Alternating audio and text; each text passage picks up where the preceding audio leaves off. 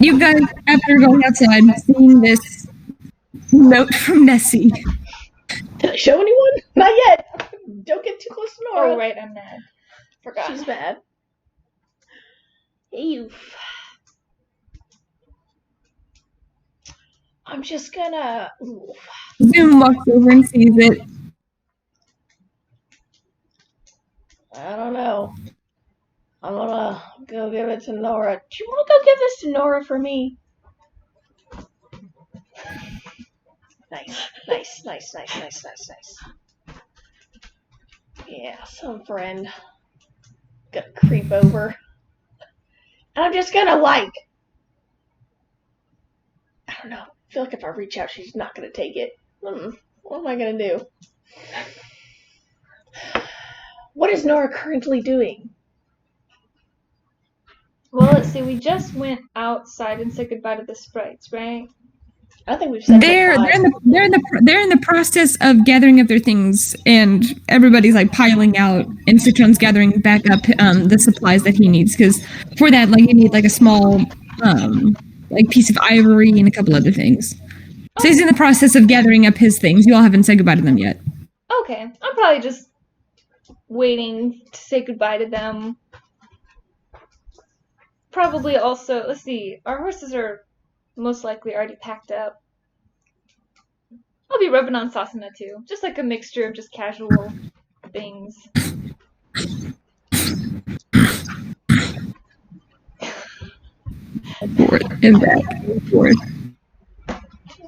We get to run today, Sasana. Oh dear. Oh dear. You get to run very far and very fast. She says in horse. I'm ready to run. They ran me this morning. I'm ready to run. They ran me this morning, but I'm ready to run. Oh, damn it. I guess I'll just... Sorry. It's live! No. I guess I'll just walk over and be like, hey Nora, I found this note from Nessie. Here you go. And just like put it on her saddlebag and walk away. She glares at you. Yep. Whichever one you want to go to, just let me know. And I pull out my map of Corux Glacial to see if I can find these 3 sounds. Go ahead and make an investigation check. I don't really have a cartography check, so improvising here. That would be a 15. 15? You look in your immediate vicinity, you look nearby, you get really close to the edges and the ridges. I'll be looking northern, because it said in the note that it was up north. Right, yeah.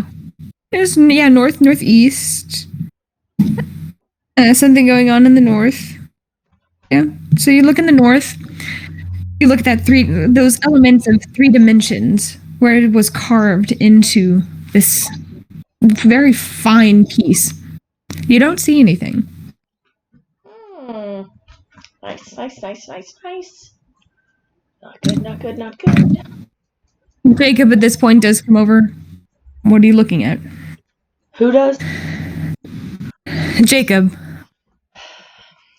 Your hands are on his side. He's just kind of standing over top. You laid it out kind of on top of Warrior's wing as you're trying to look at all of these different things. Lend me some room. He was just kind of like, what the fuck?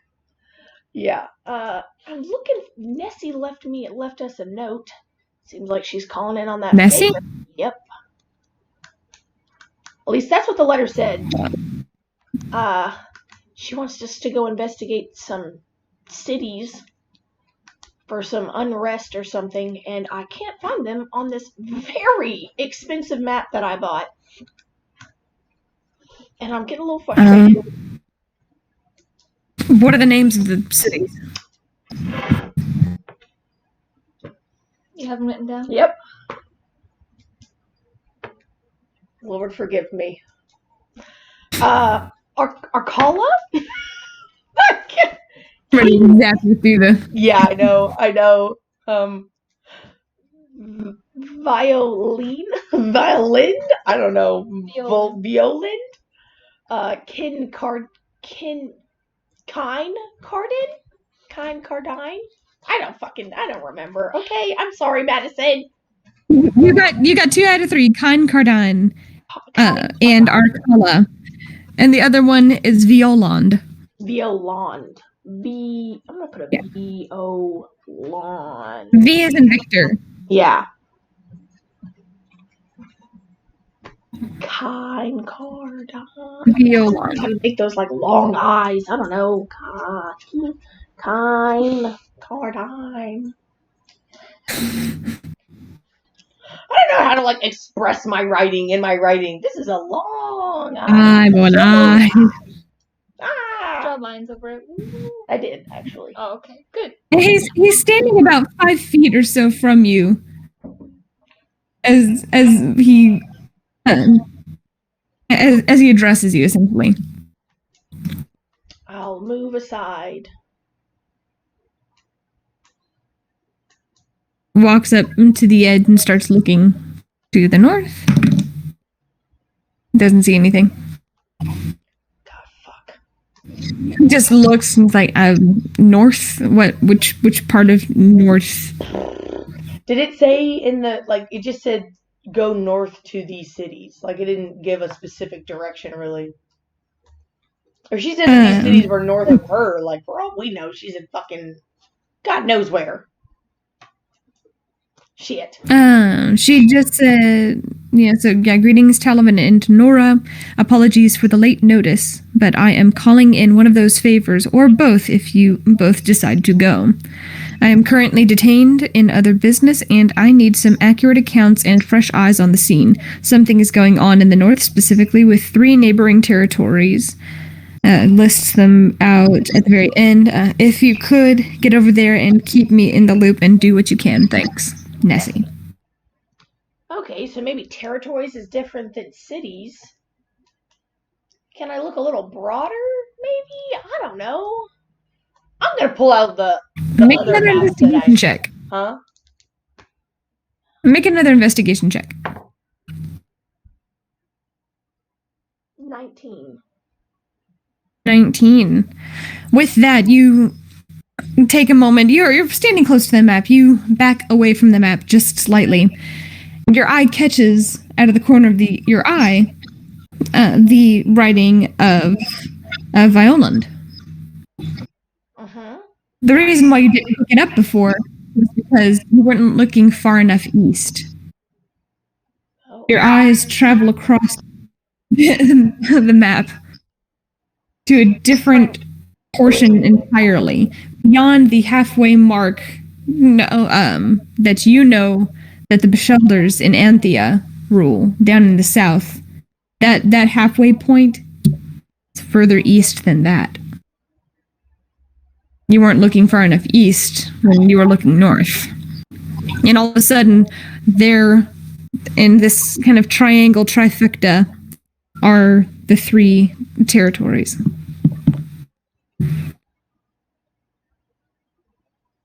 Cool beans. Going northeast. Oh, man. God knows what she has. Well, I can only imagine what this is going to be. About how far a distance does it look like this is about to be? Far. Oh, man. Very far. Based on where you were in Willends versus Pathstow, all the way up to Bracklewhite to where you currently reside, it's about double that distance. We're gonna have to do like 1,000 cycles. Get there! We're never gonna get there! Oh my god! Oh no! Oh man. And which one of the 3 seems to be the closest? Closest? Because at this point, we might as well just break up into teams. Nora can go with the sprites to 1. I'll go with Zoom to 1, and we can send Jacob and Wyatt to 1. Since nobody's being super comfortable. And then we can just fucking 3v it. Kinecardine is actually the closest. It's at the southwest. If you looked at all 3 of them, it's actually at the southwest.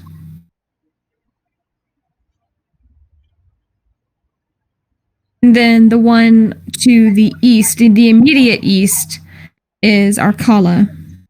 And then the one that's in the north that's kind of set between the 2, but slightly above, is Violand.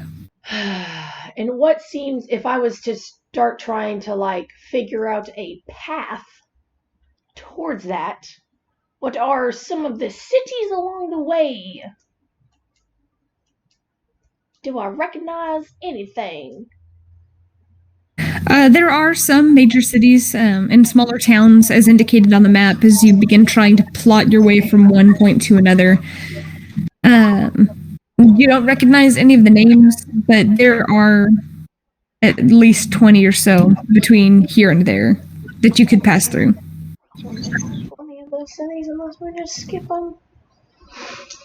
Like, literally, we just got to go around all 20.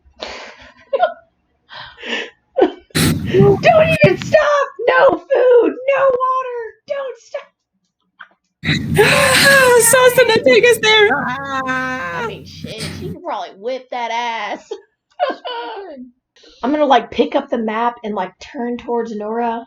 Is she still glaring at me? No, she wouldn't have. Nora, are you still? No, she wasn't. Do you look at the writing or anything else? Do you look at the note? Yeah, she looks at the note and reads it. And probably goes and hands it to Jacob. So that way he could kind of read it.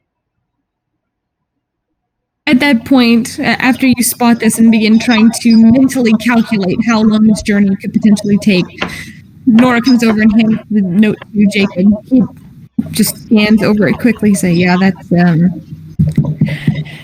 her handwriting." Yikes! Somebody yeah, when she calls in a favor, she definitely calls in her favors. Yeah, so Nora will go look at the map and just mumble, like, or no, she won't say anything. Just, like, looking for the names. Yeah. Jacob points them out. Oh, that's nice. Don't have to roll for it. Well, since we're closest, our best bet would be, Kinecardine. Kinecardine. Is that right? Yeah, Kinecardine. Since it's the closest. Yeah, we should head there first. If they want to come. Seeing that you want to come. And then she walks away.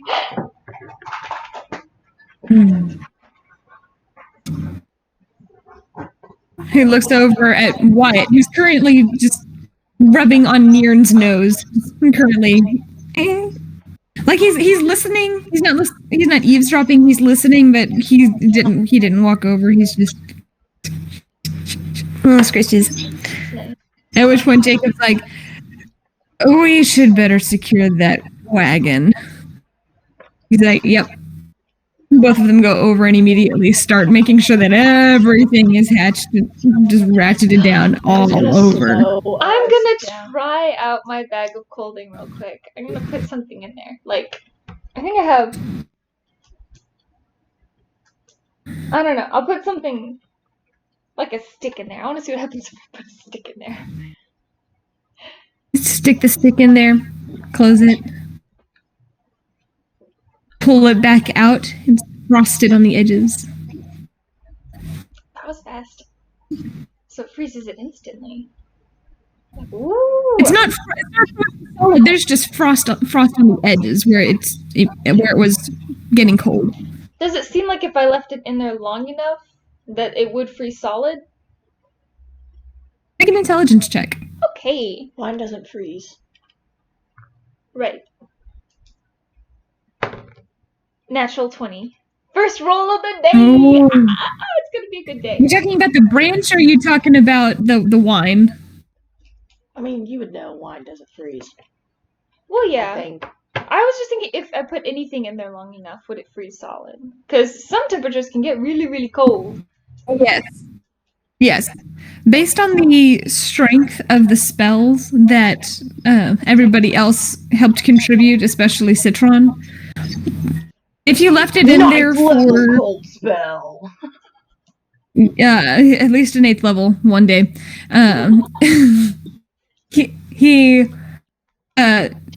most things would probably freeze solid within a week or so, if that, depending on what it was. I'm gonna go up to Wyatt and ask him. He's currently in the process of pulling down part of the tarp, trying to get it to hook at the very bottom. I'll help him before I bother him. Okay. Sees you come up. Make a strength check for me. No. Okay. 16. 16. You actually, he is just almost making it, and you come over and just lean into it, and he manages to get it all hooked up. Thanks. Wait, does that secure all of the wine? That's Mackenzie. Did he just like batten down the last bit of wine? No, some of the edges of the tarp on the outside, that's the protective covering, was flapping up on the edges. And so he was just securing it.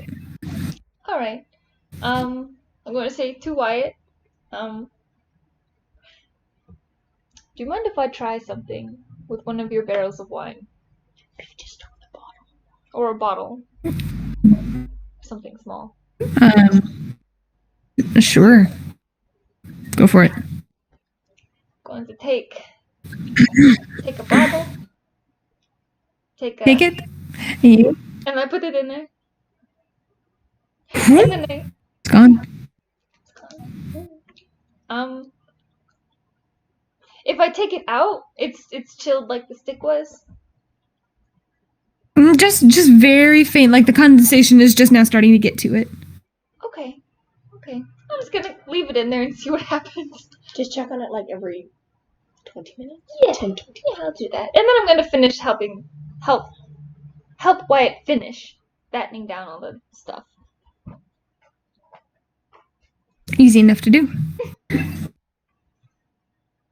That's all. At which point, Citron flutters over. It's like, we are just about ready to depart. Wanted to make sure that we said goodbye and thank you for everything. Oh, thank you for everything. Where are you intending to travel to next? Where's your next destination? Talavin indicated that you weren't necessarily sure where to go. Mm-hmm. We received notification from one of our companions, associates, that they need our help in Kinecardine. So we are headed east. Kinecardine. I'm not familiar with the area. Is there anything we can do to help? Until we know more of the situation. I mean, we could do a little sneak. Maybe look into it a little bit. I don't know. It's better than going into, I don't know, the Feywild Council. That's true. Oh. Well, while we're traveling there, it's going to take us a while to get there. But any information... Oh? Where is it located? I'll go... Oh my god! Technically we have Tarragon! Just saying! Oh, we could just magic vamp us there! Or close. I didn't hear anything. Okay! I'm going to show him on the map. I assume it's still out. Yeah, sure. It's still out. Yeah, I'll show him on the map. As you're over there with a piece of parchment writing out all of the different travel moves. You're like calculating every single move, every single distance. Like, you're just trying. Like how few stops could we manage if we gathered this much supplies? Doing like all kinds of calculations if we were able to travel this much in this day. And then calculating how far you're currently doing all of that, looking at the supplies you currently have. I mean, you're just mathing it out. And Nora comes kind of close, within 3 or 4 feet or so, and points at the map. He flies over and just hovering barely above it. Oh, that is quite the distance. You intend to ride the entire way? Yes, that's our intention.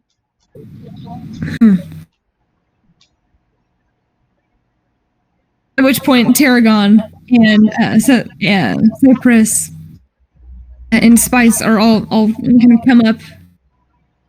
Are we ready to go? Cypress with her arms with her arms slightly folded, she's like, honestly, it wasn't terrible. You didn't necessarily have to do too much. All things considering, it could have gone worse. Were you even here this whole week? I didn't even see you. What? I kept looking at Tarragon and not being able to find you at all. Kidding. Yes, thank you all for coming to help us. It's much better not having a blood contract anymore. That helps ease my conscience quite a bit.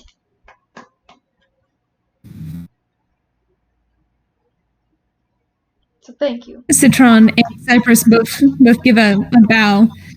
Spice just keeps looking over at where her dad is. Just keeps looking over. I'm going to miss you so much. If you need any help, you can let me know, okay? Thank you. We're going to miss you too. But good luck with you and your dad, I'm sure. Things are going to be much better from now on. Here.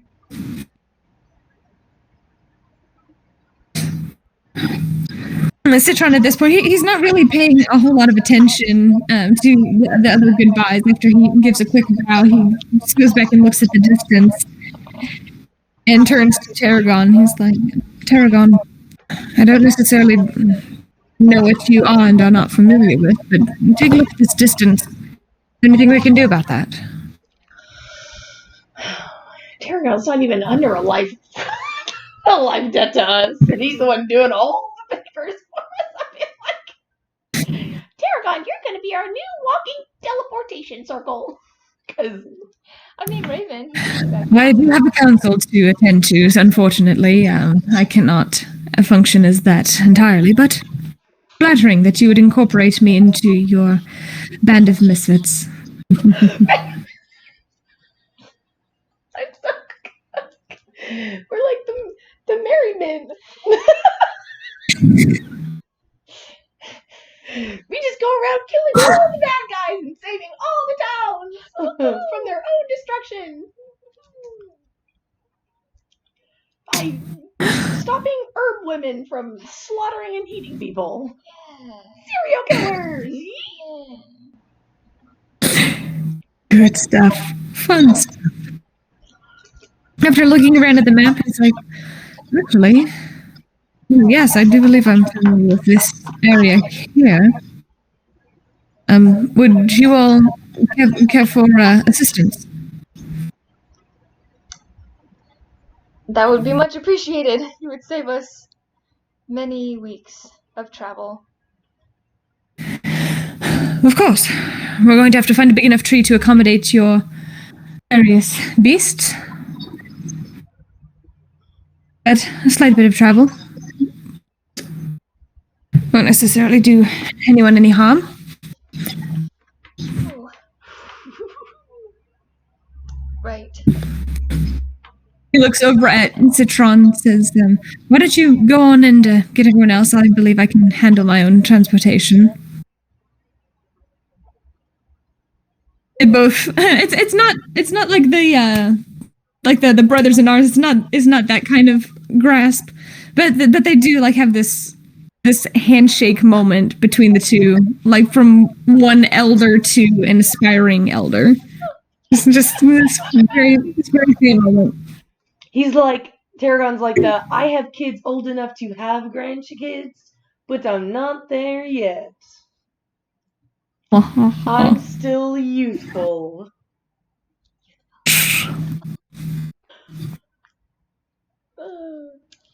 Say goodbye to all the sprites. Yeah. Spice has a couple of little tears in her eyes. And she gives a little wave. Her father, still processing everything, also gives a thankful nod. Expresses his gratitude. Jin and Talel step off to the side as Citron goes over and begins casting on the ground the sigil in order to take them back to wherever it is that they're off to. The sigils aglow. Yeah. If you should need us, let us know. As Citron and the others vanish into the sigil before it collapses. You roll up your map, secure it once again in its hardened container. And you all set off onto the road in a direction which Tarragon indicates he believes there might be some larger trees. Alright. As you guys ride for the next couple of hours, do you do anything? I run Can you talk about close anything? enough. I run her. Huh? Yeah, I'm And not. she does run. Yeah. There we go. But yeah, sorry. That's Like staring at the ceiling. It's a nice ceiling. It's a lovely ceiling. What is the visage? Yeah. She does run faster and faster and faster. And has no indication of stopping. That's okay. Just gonna keep going. And I do have the amulet on, by the way. I'm wearing it. And then I have the other one, technically. Because we took him from Jacob and Wyatt when I went back to put that in. Yeah. Took it from them. Give me that! Alright, and after a while, I don't know what the others are doing. I will eventually try to coax her around, but not for a while. I'll just be kind of like keeping watch at like the back of the group. Or the front, whichever one is necessary. I don't know. Tarragon feels like he wants to be at the front. I guess I'll be at the front with him. Or I'll be at the back.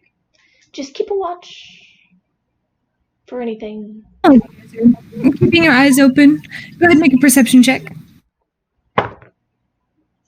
Natural 19. Perception 26. Glancing about left and right, you see the lovely fields. To your left, to your right, you see various clusters of trees, these much smaller looking trees. Patches left. The wind just blows through and all of the tall grass, which has become from paler green to more vibrant green. This spring is officially set in, blows it over. Almost looks like hair under water, the way it just moves and swirls and whips around. Nora.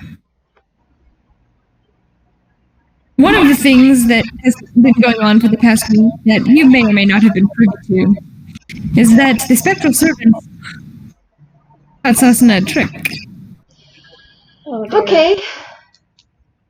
called touch and go. I don't know what that means, but that sounds terrible.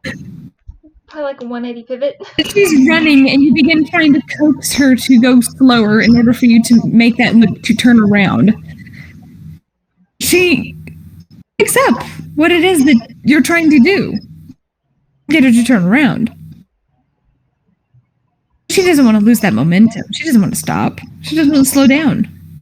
Oh no. I need you to make a strength saving throw. As all of a sudden, as she runs, she hits the ground, halts, planting her feet into the ground, skidding several corridor feet. style. Nora is slingshotted.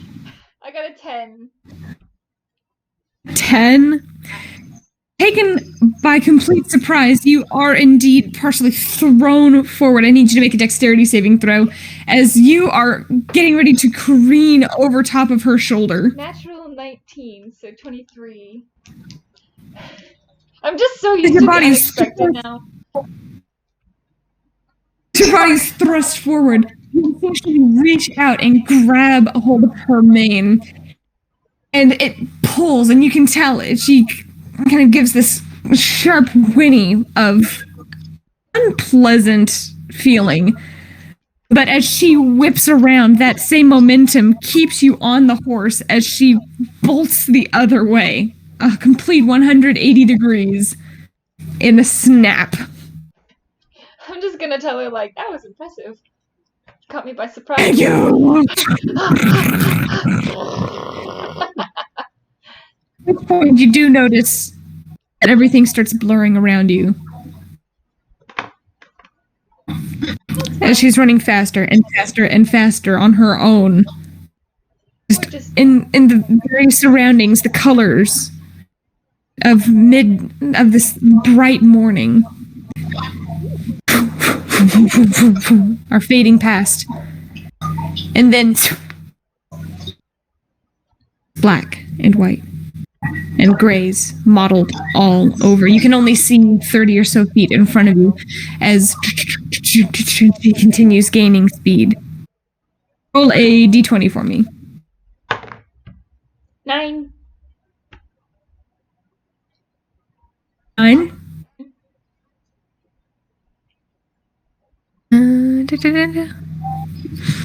As she's running,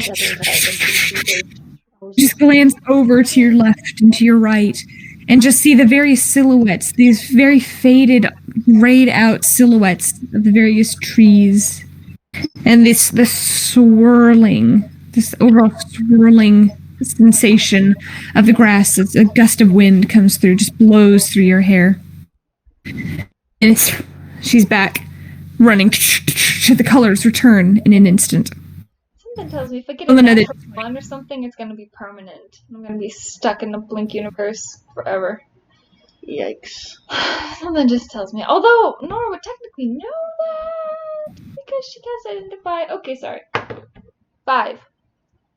Even lower. 5. She keeps running. No change. 7. 7. No change. 5. 5. No change. 14.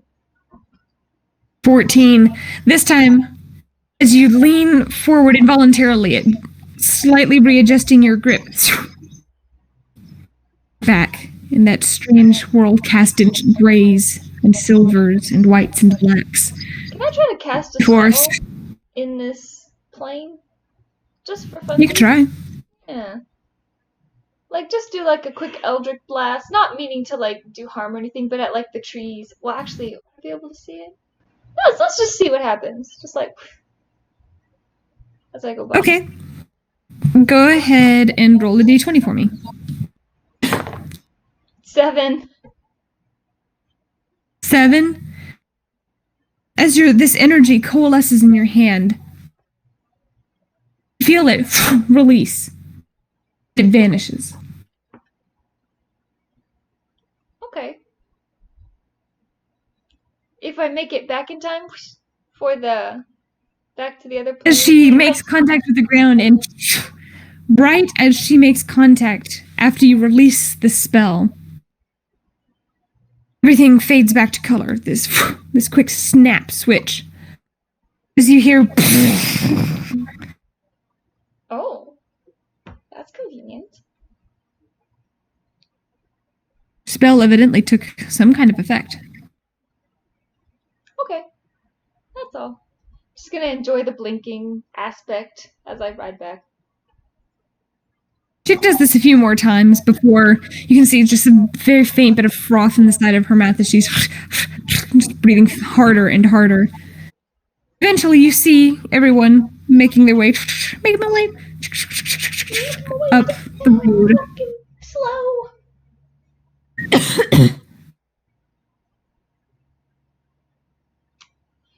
I'm gonna try to get There's in this moment. No. Huh? Oh, okay, it's fine. I was gonna say I was gonna try to get her to slow down before, but also ready for that 180. Make an animal handling check.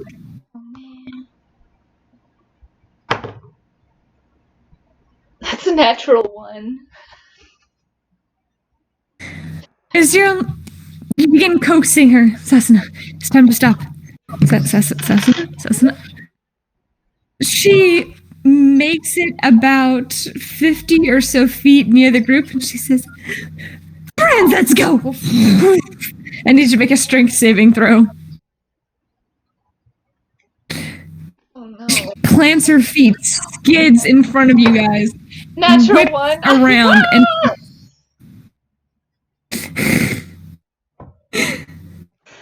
give a dex save. As she whips around, there's this weightless moment as you feel yourself fly sideways out of the saddle as her neck is rearing back, a crazed look in her eyes. You roll onto the ground. Some damage right there now. Okay. Why? That shit fucking You're hurts. dealt.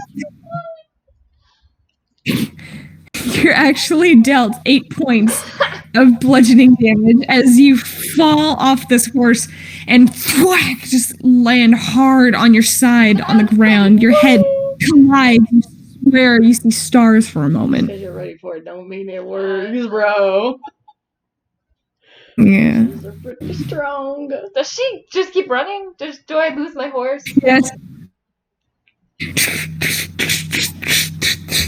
She makes it about, like, for a solid 30 seconds, she keeps running, realizes that there's no one on her back, and whips around and starts running back to you. Oh, she comes back! I thought she was gone forever.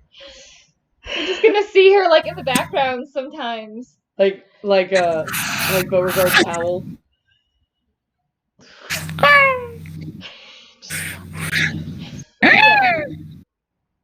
Nora's salty, but is grateful that Sasana came back and is gonna give her some water.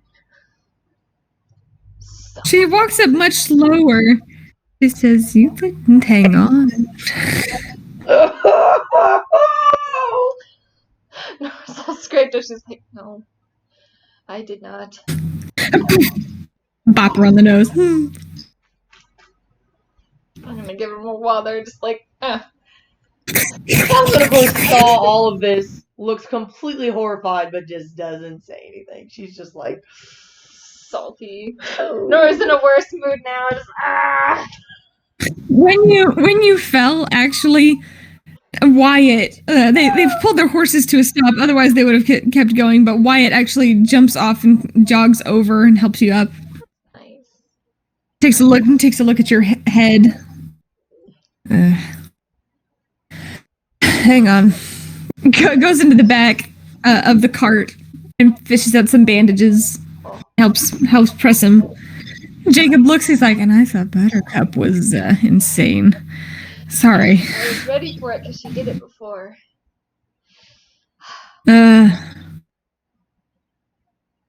Yeah. Sorry about that. Thank you. Like, takes. Wyatt finishes cleaning the area. He's actually very proficient at it. Oh, nice. As Sasana just continues to drink loudly over in the corner. I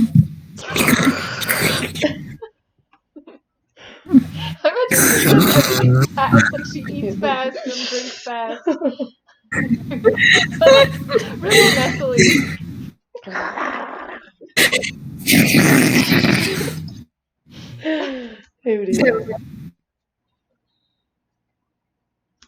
I'm gonna. Tarragon even flies over. Are you alright? I'm fine. Man, I was ready for it too. Oh, At least it's here, and not much further up the road. Yes. She may be crazy, but she has a good heart.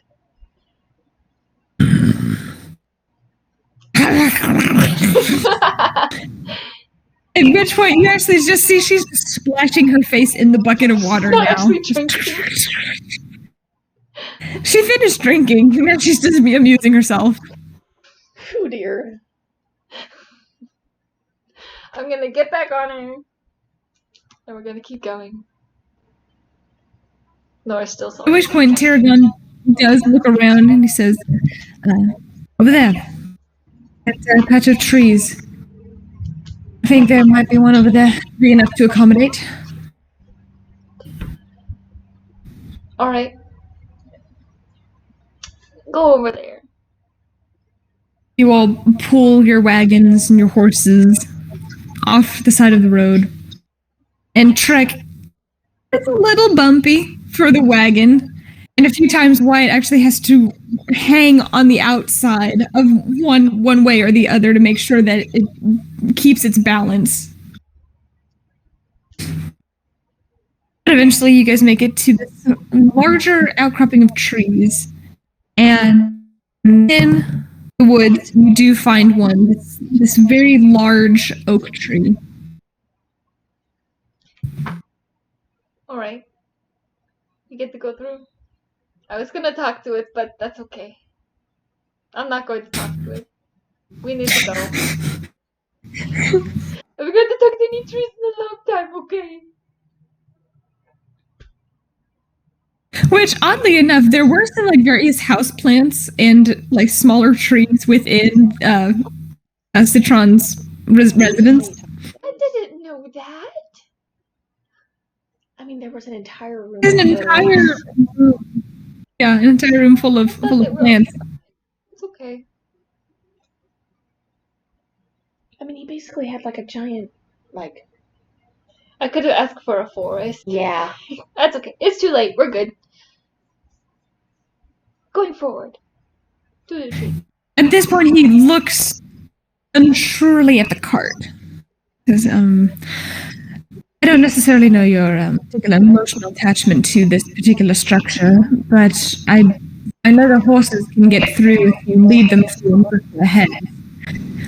I don't necessarily know about this cart. Oh dear. I'm gonna pull out the bottle of wine and see what happened to it. You pull out a chilled bottle of wine. Oh, It's not frozen? It's not frozen. After rotating it in your hands, you do see, like, on the outside, there are these little crystals that are forming, just very faintly on the outside. But still liquid. Still splashable. Okay. I'm gonna go show him. Be like, I have a solution, not for the cart, but for your wine. I'm gonna show him the chilled bottle. Like, you can put it in here. Jacob immediately is very interested. He's like, how did... And he grabs it and he's like, oh, you're so my new favorite. This. How much would I have to, get one of those? Can I buy that one? Can I just buy that one off you? Wyatt gives him a slap on the shoulder. It's like, she's been working hard on that. Just leave it alone. Maybe one day when I set up shop and I kill my soul, I will make you. He just looks like you can see in front of his eyes. There's just this entrepreneurial spirit as he just looks and is like, "This is a good idea." Reluctantly hands the bottle back, and he's like, "Fine. I'm going to talk to you about that later when he's not around." That's fine. Just keep track of how many you put in there. Because there's not a way to count other than dump everything out of the bag. That counting I can do. You. I mean, if you want to put the barrels in first, and then if necessary, you put some of the bottles in my bag. It won't be chilled, but I have room in my bag of holding. I mean, this is like I tried to make a mega large bag I and hold I on. know. I'm just if there isn't room, Okay. because there might be, but I don't know how big this wagon is. I don't know how full it is. You never know. You never know how big the bottles are or the barrels. Fair If there's not enough room, there's a little bit of room over back. Thank you. Which Talavin is not going to say anything unless it looks like needs to be said. But Yeah. One by one. And these aren't like the bourbon barrels that are like, Yeah. this big around and everything else. Like these are smaller casks. These are smaller barrels. For not financial purposes primarily, but also just ease of transportation and cost. It's easier to sell somebody on a test of a small thing rather than a test of a much larger thing. Mm-hmm. And one by one, you manage to get all of the barrels and various bottles of wine into the bag. No issue. I kind of look at it and I'm like, do you want to hold on to this? Do you want me to hold on to the bag? Jacob looks very weird. Like all of a sudden, he could sell this as he like leans forward. Wyatt just gives him this look. He's just, it's a good idea. It's a good idea. Don't give me that look.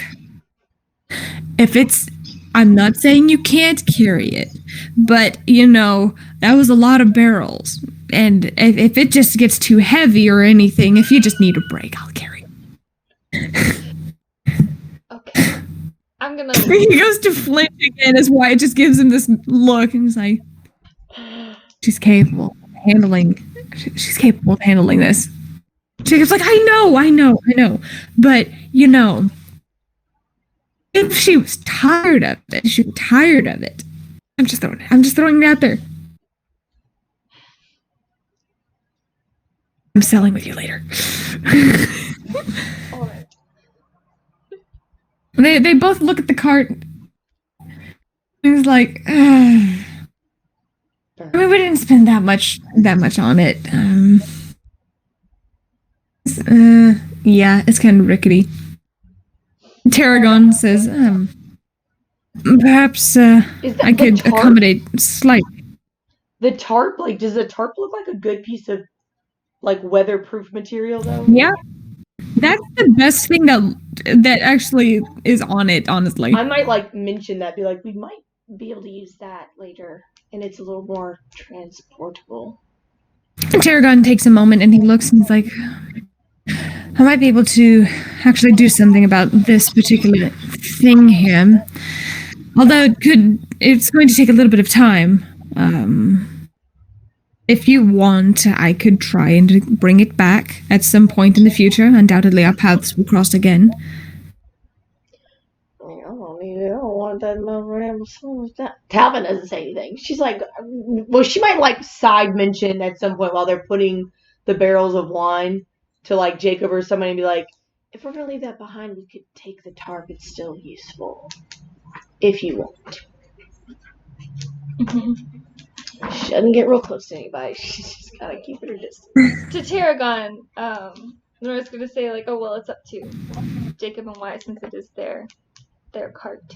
Both of them kind of look and he's like, Jacob is the one who pipes up about it before Wyatt has a chance to cancel him out. He's like, if there's any way we could potentially get it in the future. I mean, it's a rickety old thing, but I mean, if nothing else, it's campfire wood.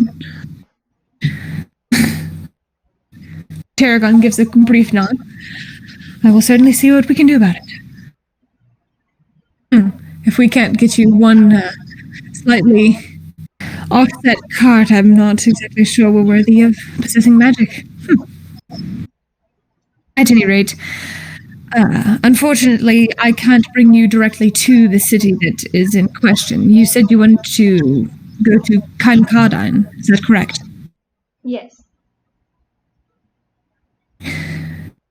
Yes, unfortunately, there's a very lovely forest nearby, but I am not able to put you directly into the city. I hope that's all right. Oh, that's perfectly You're doing us a very large favor as it is. Of course. Make sure you check your directions once you emerge. Now, sometimes it doesn't necessarily face east or west. I'm not sure which direction to actually tell you to go once you see the main road. I'll have to travel for a bit in order to get to it. The place I'm familiar with is much further in the woods than some would dare to travel. Brief word.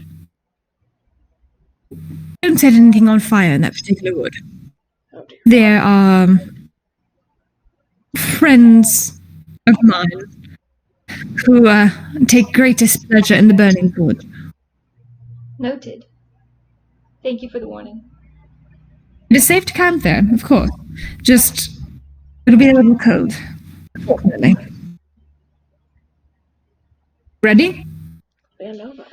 Ready.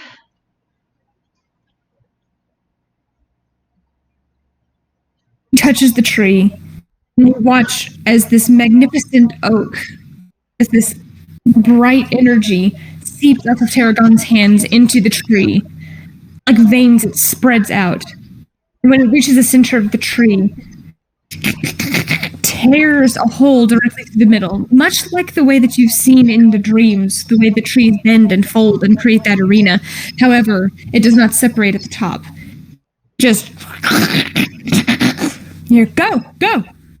Everybody make dexterity checks to see, Oh my god. I rolled How two everyone natural ones does. in a row. Let's not do that again. Okay. 18. Tainted 20. and one for your steed. What do we add? Just roll. See what happens.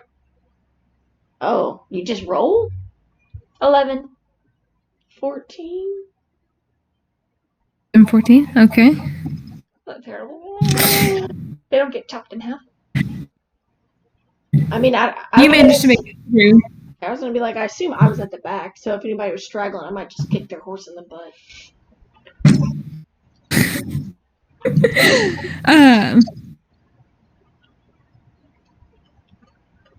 Please tell me it was there's that. As everybody is just rushing through, Zoom has a little bit of trouble with Firefoot, although he's managed to lean into it and tug him through. Nora, you make it through no issue. Talavin, as you're getting ready to go through, Wyatt manages to make it through no issue. Jacob, on the other hand, and Buttercup are having a hard time. The sound of the splitting of trees freaks out Buttercup, as well as the additional horse that you all possess. Oh, fuck. Can I roll for that one? Do I need to roll for that one? Or did you roll for that one? No, I rolled for that one. Yeah. They're having a hard time as Well, they're just trying Warrior to would pull them just go through. if I sent him, so I would have just sent him by himself, and then I'll take the other one, and I'll try to help as much. This as is I all can. happening in 6 seconds. Well, I mean, I would have known if it's fast. Do you I go? sent him. I'm Do not you gonna leave make them behind. I would have sent Warrior through. I would have seen that, like, they were having trouble and probably stopped as Warrior went through and tried to go back and help. But obviously, it's like 6 seconds, so it's like, oh dear. I don't know what I can do to help them, though. Like, do they make it through it all or not? Warrior manages to make it through, and Jacob is in the process of trying to pull Buttercup through. The spell begins to end and begins closing. He leaps out of the way just in time. Buttercup, on the other hand, part of her nose is crunched in between the bark and the tree. She lets out this high-pitched screech. Yeah, that doesn't feel good. Wait, she jumped. No, So she she's didn't still make on our side. So now we're separated. Yeah. You all are now separated. Paragon is there with Our side. Talavin, Jacob, the other horse, and a now very annoyed and bleeding Buttercup. I'll try to go, because I assume Jacob let go of her as he jumped out of the way. I'll try to run up and, like, catch her and soothe her and try to Once she Her comes down. rings are actually embedded in the tree. Oh, I'll take out my dagger. As he leaps, I'll take out my dagger and cut him before she starts freaking out. And just try to calm her down for a minute. Make a quick slice. Maybe make a quick, quote-unquote attack roll. As Nora, you glanced over your shoulder and watched as Jacob was trying to get out of the tree. Just catching this out of the corner of your eye. You don't know what happened on the other side. 17. 17. Easy enough. You grab hold of the reins in a single sweep motion. Managed to cut the reins. You can see just the front of her lips and the front of her nose was just as if something had just taken a bite out of the front of her nose. I'll immediately go to like her shoulder area because you never want to be in front of a scared horse.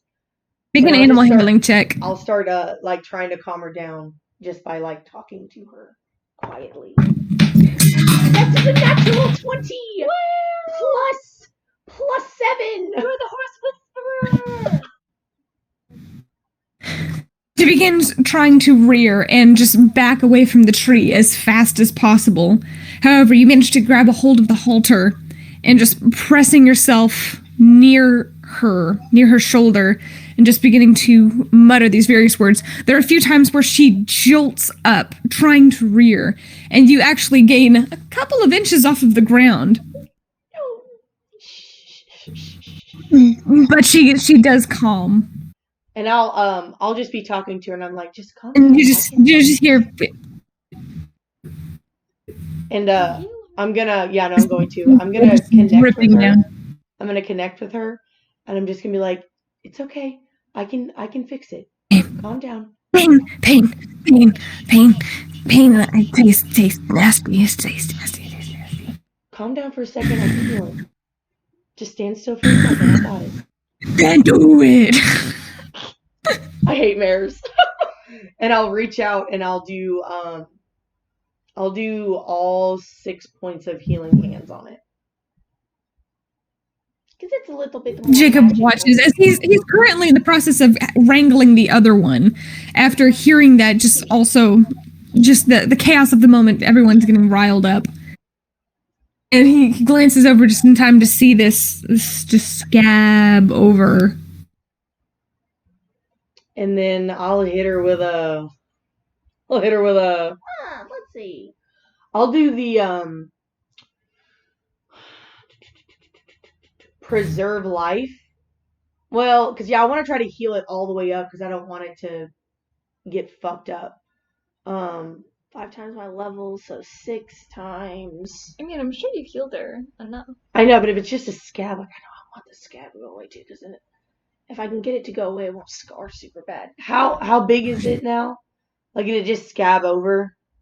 It didn't grow back. Well, There's a section. I'm gonna grow back. Like you can see her teeth. Oh. From where her nose was crunched. I don't have anything to Yeah, it looks like she's constantly smiling. Oh God. She's gonna have to get the Ring of Regeneration first. Because I can't do that shit. I'll be like, no. I can't see this. No. This is awful. Yeah, I don't think anything I have would like regrow that. I'll just go ahead and bop it with a preserve life real quick anyways, because once I see that I'm like, oh God, no. So whatever, 5 times my level is what, 6? It'll be 6. Yeah. So 5 times 6, so 30. Well, is it your level or your cleric level? It just says my level. But if it's just my cleric level, we'll go with 12 more points of healing. Just says level. I think it would probably mean cleric level. Yeah. The way that I would read it is cleric level. 12 more so points. So she gets an additional 12 points. The scab appears more solidified, as if it has spent a week or so healing. It's still present. It's still this hard, just that hardened flesh. But it is no longer bleeding down her neck and down her front. I can make the pain go away. Tara, Do it! Sorry. Tarragon looks. Are you? I did not expect the horses to have such an adverse reaction. They get scared easily, but they're fine now. I mean, probably scared, but they're fine now, I guess. Did you die? We have the amulet. Do you have yours on? I mean, it's with me. I've been keeping mine on. Yeah, I feel like it would have been in my Yes, bag. Nora, on the other side, Wyatt is just looking anywhere on the tree for that same break, and he's like, "Do you think I made it? All there is Do you think they're okay? horse lip. Is there?" I'm sorry, that's terrible. I'm sorry. It's not like it's. You look at the tree, and there's a nice bloody patch in the tree. Ooh. I'm gonna have the amulet message the amulet, and I'm just gonna be like, Talavin, if she has it on or not. Just gonna try periodically. I have it. I guess I never really took it off after that one. I'll just kind of like look down and I hear Nora's voice, and I'm like, Did you die? oh, not yet. Jacob? You hear okay Wyatt's too? voice. Jacob, okay? Yeah, we're fine. The horses just got spooked. Is Warrior over there? Is he okay? Did he make it through okay? Warrior's scratching himself on a tree right now. Yeah. I'm concerned. Yeah, it's fine. I looked at Tarragon and I'm like, I don't assume you can do that again. I can actually. I was hoping to save that for my personal return journey, but I have my ways. Are you ready? Sure. Well, hold on, because I'm definitely gonna prepare the horses this time. Give me 1 second. I'm still linked with Buttercup, and I'm gonna kind of like walk over to her. I'm gonna be like, he's gonna do it again, but we have to go through to get to our friends. Or Crazy side eye. Or we're gonna have to walk a really, really, really, really long time. And I there like be all walking. kinds of monsters that way. I like monsters. She said, "I like monsters." Okay. Yep, she is one. Copy on that. And if we don't go this way, you're gonna have to pull that cart all by yourself the whole time. Make a persuasion roll.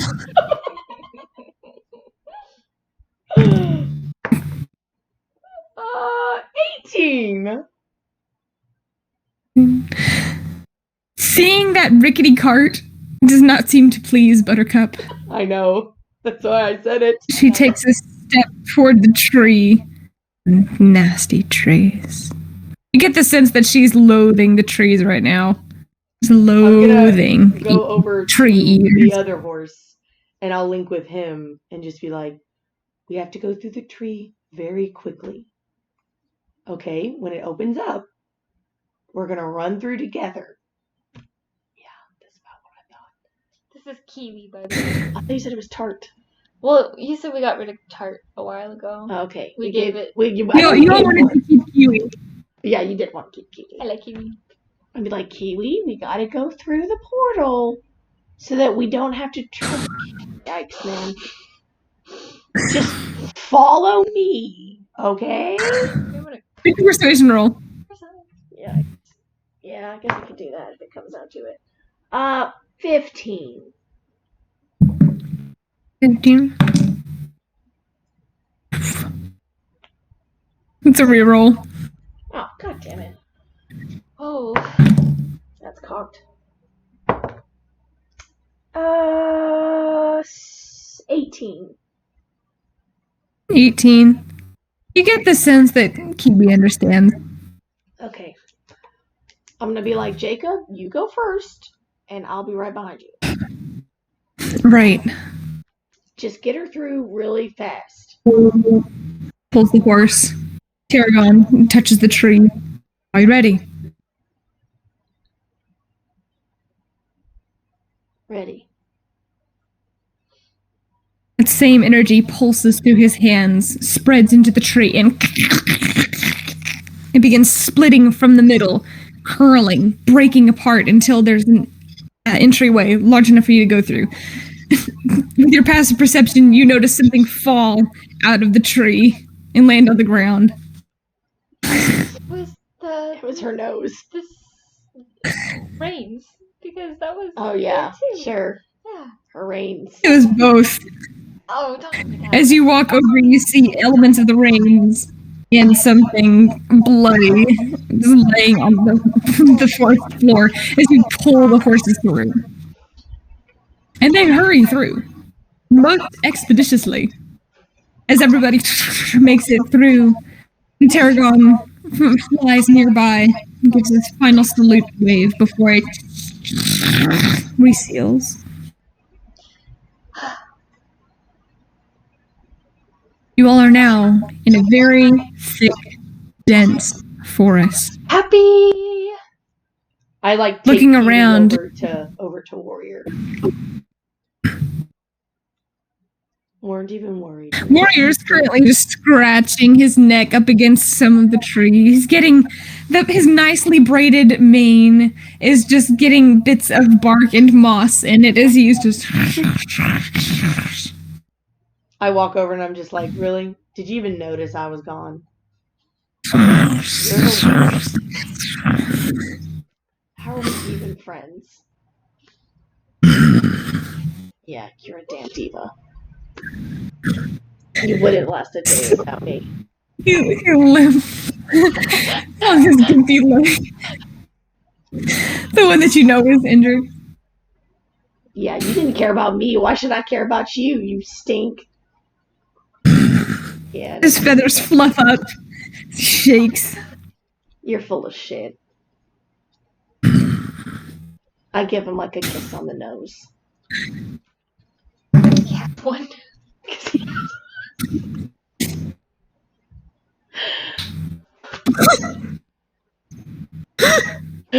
Yikes. Ooh. Jacob goes over to Wyatt, seeing that he's was a little bit freaked out, because the last thing Wyatt saw was him trying to force himself out of the tree, being caught by it. I'm just like, that horse is gonna get you killed. I told you. You owe me. I'm gonna pull out, since his reins are probably super fucked up now. He probably definitely needs reins for that horse. Just saying. I'm gonna take the ones off of Kiwi and like throw them over, and then I'll just put like a lead on, just like a rope on Kiwi, and tie it to Warrior's saddle. Looking around your surroundings in the immediate vicinity, you notice that the trees are much larger here. Easily 4 or 5 feet in diameter. And the forest extends as far as you can see left, as far as you can see right. Elements of it almost remind you that haunting memory of the Hhatu Strip, but also a more fond memory of the Merryweather Timber Grove. Yes, Nora's been going. That dark, rich earth smell was all around permeating. There's thick moss. The moss, which is actually the same kind that you've used for bandages many times in the past. Yeet, I start collecting. There are no ferns and branches that just arch over. As you look up, it's nearly pitch black. You all are able to see because of your dark vision, just in this, almost like in this black and white, very low lit area. But the canopy of trees itself almost entirely blocks out the sun, except for a few stray patches here and there, where smaller trees were trying to grow, to emerge through its own canopy. There are logs that are fallen and decaying You hear the skittering of all this. some small rodents. No, ever. Nora leans up against the tree, is like, just like breathes. It smells like home. Different, but like home. Like, it's not home, is it, Tarragon? I didn't check No, it. no. You did an insight check, Tarragon. No. The trees back home are much, much larger, but there are elements of this dark, verdant color of just these massive trees surrounded in vines and moss. They're just that small element reminds you of home. It's not the Meriwether Timber Grove.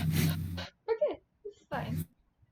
I'm collecting moss. I'm going to get our bearings. Okay, make a nature check. And you also make a nature check as you harvest your moss. 11. 17.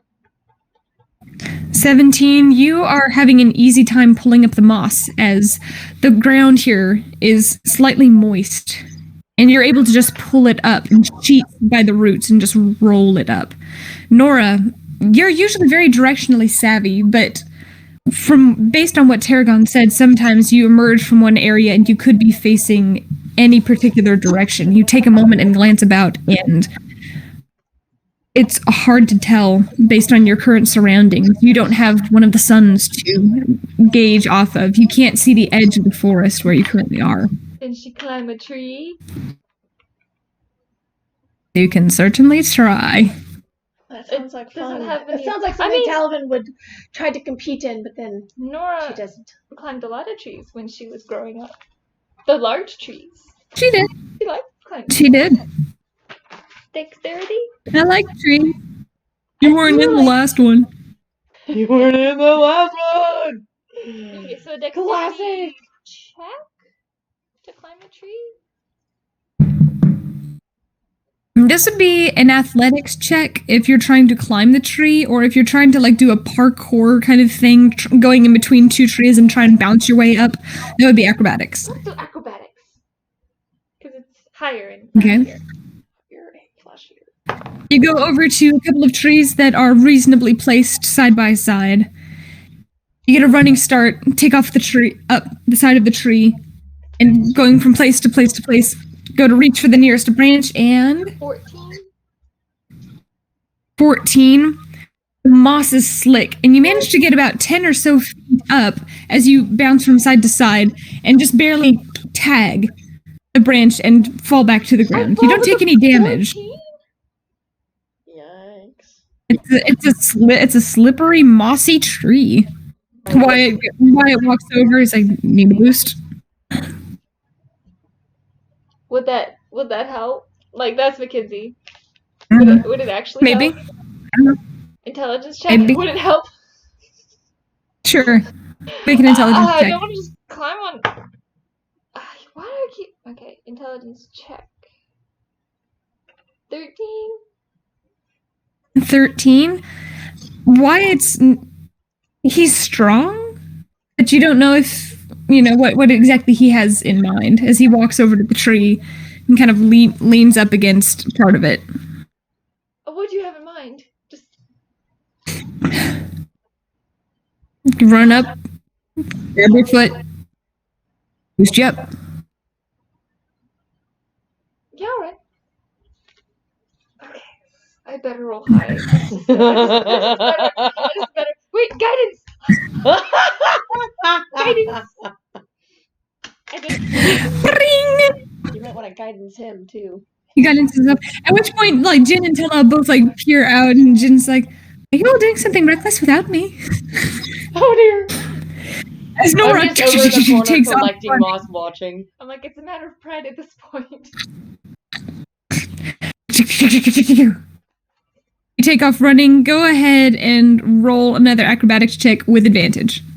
I'll get advantage. Okay, good. And guidance. And guidance. 10! Gosh, start rolling 10s! That's cocked. Yes.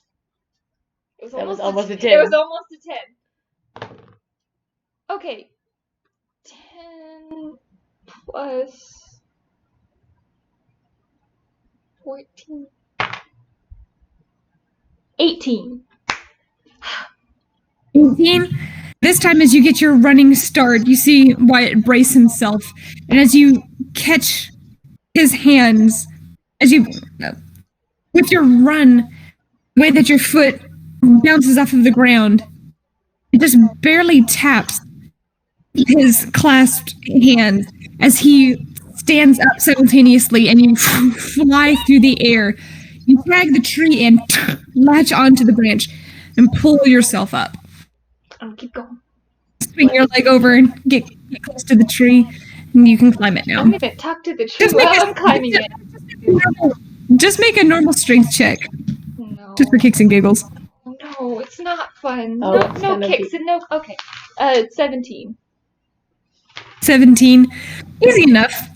As you're climbing, this is to make sure that you're not getting too tired, or you're finding your footing the right way. Okay.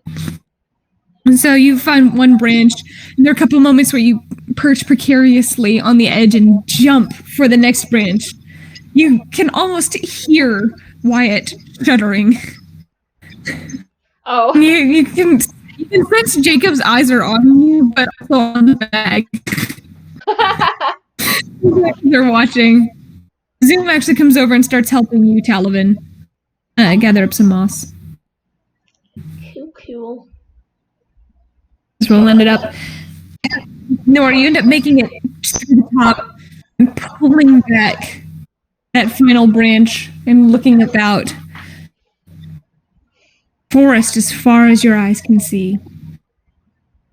And you do indeed see the sun off to the east.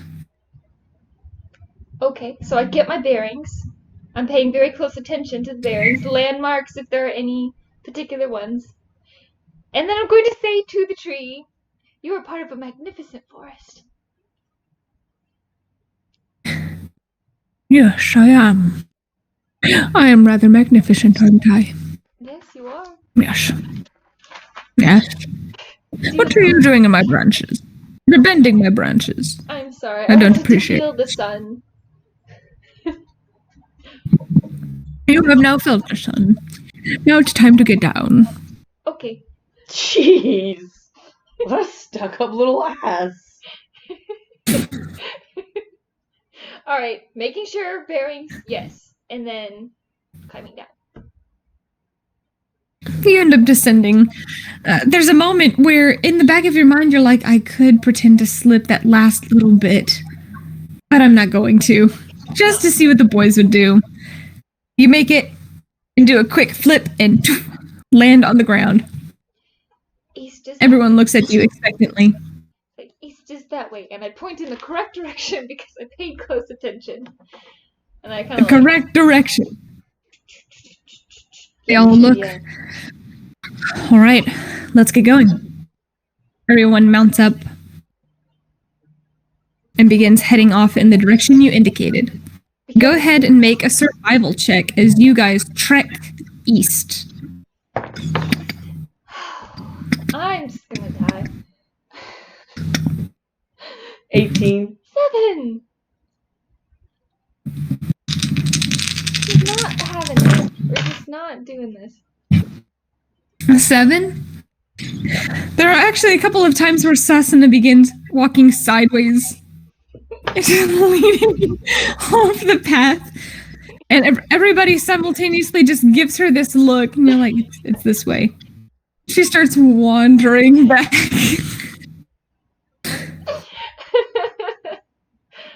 Cool. You all travel for the better part of 3 or 4 hours. Just, sometimes having to jump your horses over various logs and going around large bodies of water that, to you all, look suspicious. Because you all have been near too many puddles of water that have held crocodiles. You make your way around these various obstacles. Take a break during midday, if there's anything y'all want to do during your midday break.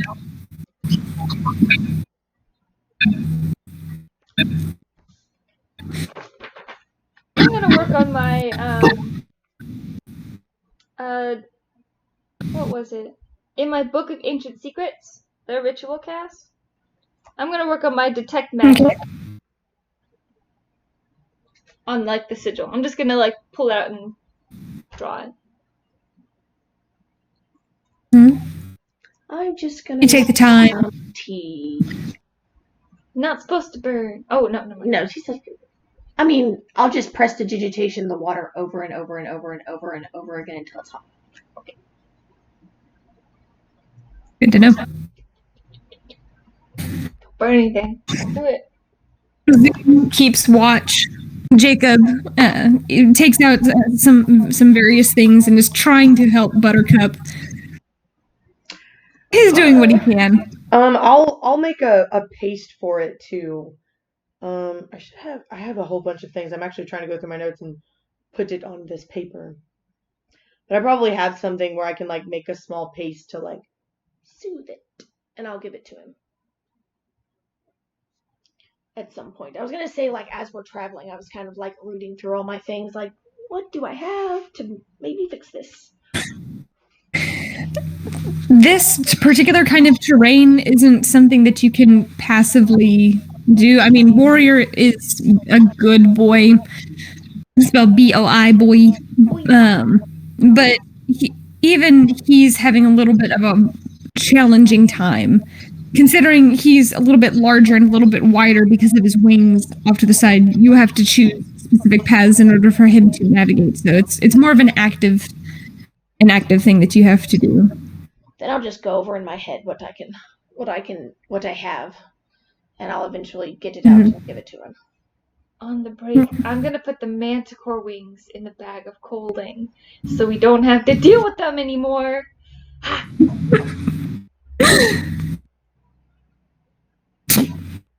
guess they were on Warrior, so yeah.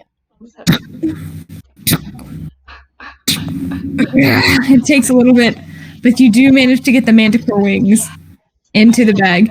And you notice that like there were some elements of like the leathery part that was like near the meat and the shoulder that's a little bit odd, and you kind of scrape that and slough that off and stick the wing in the bag. Why are we keeping the wing? The wing itself is fine, but just right by the base. Do we need the wing part? I haven't thought about what I wanted to do with them yet. Okay. You know, technically I could like ritual cast fly on them, or what is it? Enchant.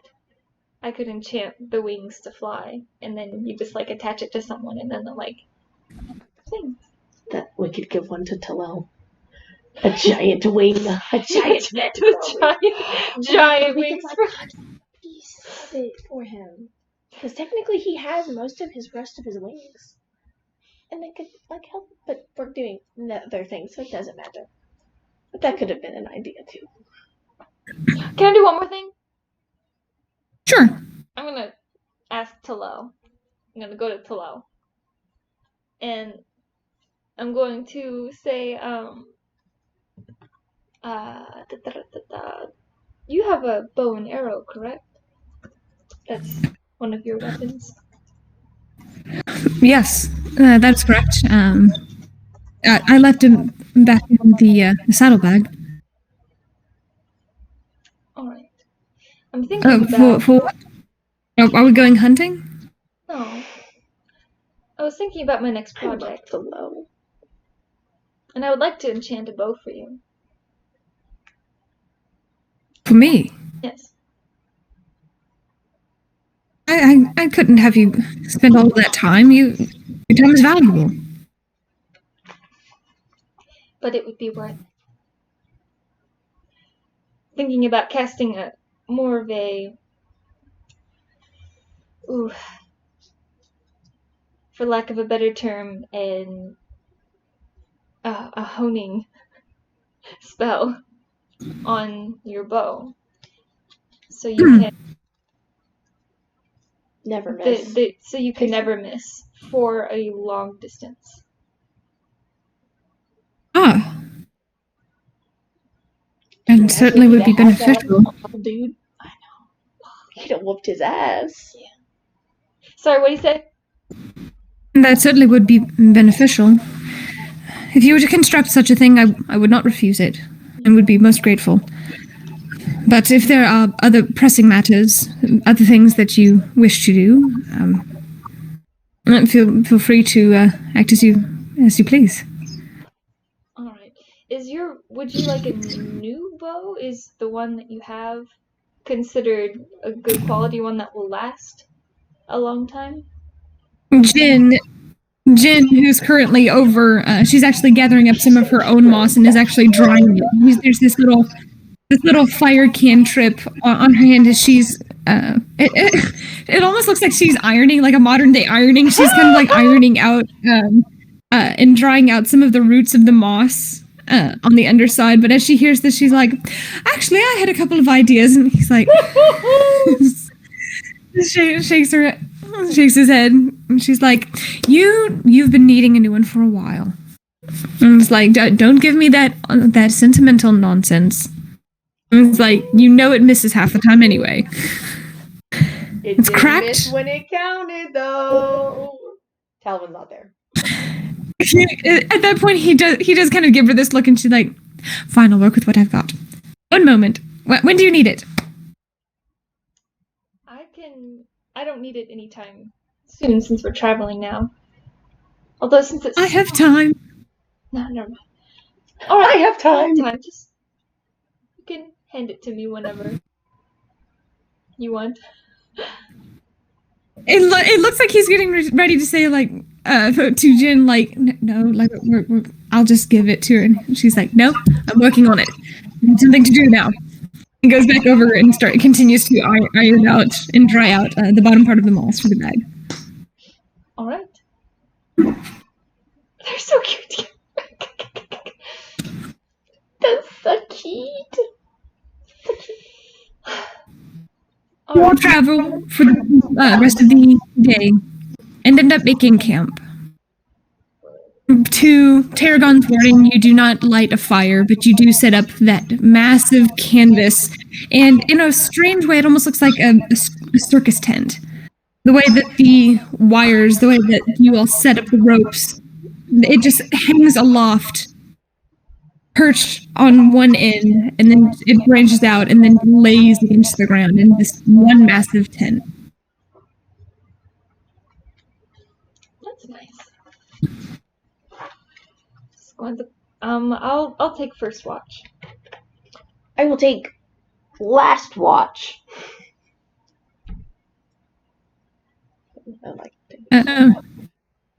Wyatt looks at you, Nora. Do you want company, or just wake me up when you're done? I'll wake you up when I'm done. Gotcha. Settles in. The place that you all picked is this very soft earth. It's just this untouched paradise. As you all slip into it, it's almost as comfortable as the beds in Citron's home. I cast alarm. And eventually, you cast alarm. Always when we're Horses are nearby, snorting and sniffing away, munching on some of the various undergrowth. After you cast alarm, eventually everyone falls asleep. Go ahead and make a perception check.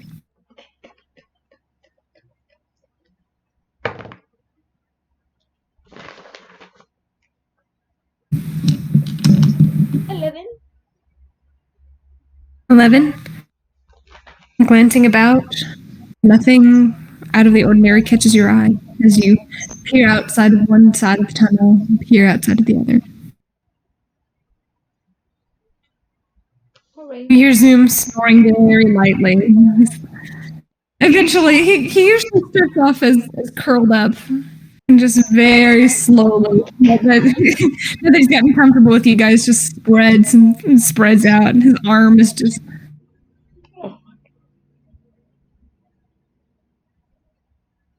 Eventually, your time is up. Nothing out of the ordinary occurs. I'll go wake up Wyatt. I'm gonna try saying his name first. And if I have to tap him, I will, but yeah. You say his name a couple of times, and he... What? It's your watch. His hand grabs his knife instinctually as he looks around groggily. Right. Get some sleep. Props himself up. You go, you lay down, and fall into sleep. Unfortunately, no dreams take you, and eventually, Talavin, you are shaken awake by Wyatt. Cool. I will. He doesn't really say much, but as he goes to lay back down, he's like, "You're not going to keep up this tension thing, right?" I'm not trying to, but I don't want to rush her, so she'll talk to me when she's ready, I guess. Might want to nudge that in the right direction. Wow, it really sucks when people... Sorry. No, he's just on your side. He settles in, pulls this relative like blanket over his shoulder. What'd you roll? 24. 24.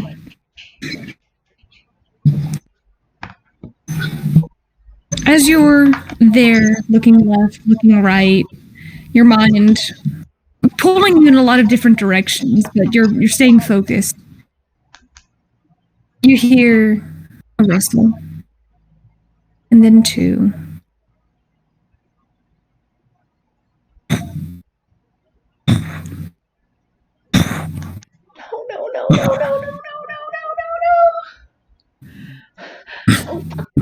No.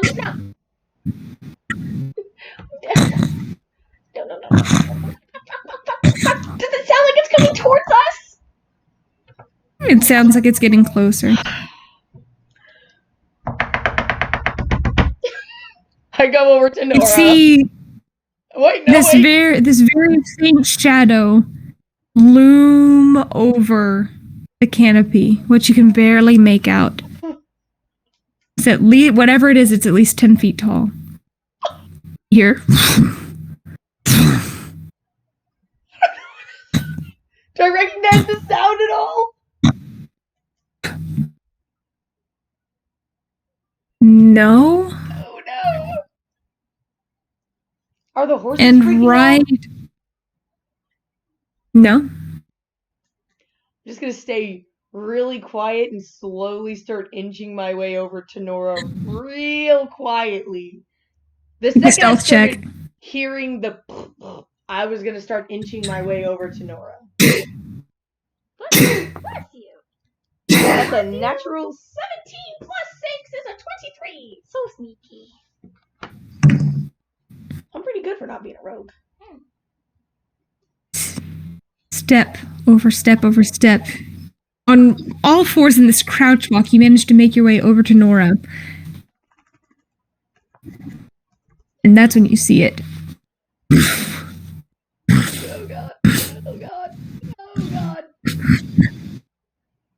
This massive nose peers out feet from you and just inhales the edge of the canopy. It's flat. This massive dark circles.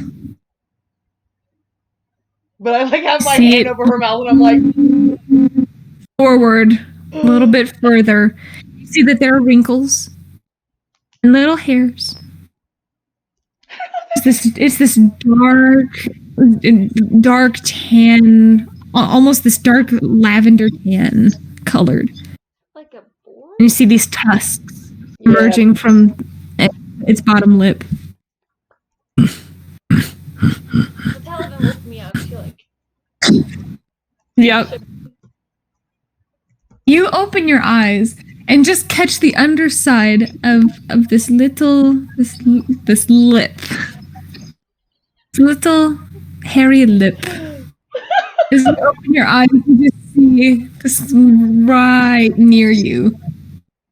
You being on the ground are able to see, as you glance over to your right, these hooved feet. And you are familiar with this kind of creature, Nora. You've seen something like this before. Talavin, you can only see its snout. But after a moment, you realize what it is. It's a boar. Yeah. 10 feet. Massive. A 10-foot tall boar.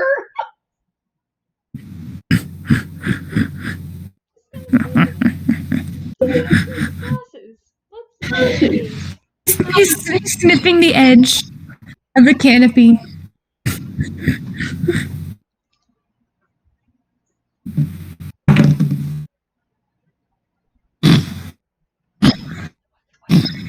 You see his little tail, which, for a little tail, is several feet long.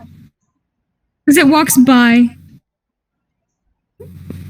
lips at one of the beams, the entire canopy bounces as he lips it. You see on the other side, one of them come over and just begin sharpening his tusks There's more on than the one? tree nearby. How many are there? From what you can see, there are only 2. I'm going to... What is this? As it's sharpening its tusks on the tree, the canopy I don't have minor illusion. I'm going to do... Can Phantasmal Force be a, It lets me see sound? something really, really scary. Can it be a sound?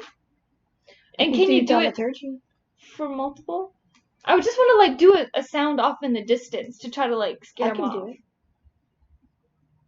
I mean, you can. But do you link with Nora or something? No.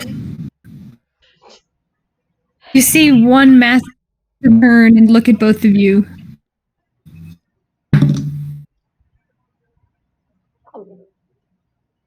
He stares, and you can see his eyelashes blink a few times. Before begins going off. The one, after finishing scraping its tusks, just begins trotting off. His tail as both of them head off further into the woods. Okay, that would have been awful to fight. Yeah, but can you imagine how much money we could make off? Money, we killed donkeys. But it was like a mom and a baby, right? Because it's springtime. Mm-hmm. Okay, then I would have done that. I would have just run. I was like, get your shit, go! Run! Yes. Just, Nora kind of tenses and just, like, breath of relief. Waits for a minute to listen for them to be gone, and then lays back down. I go back to my watch.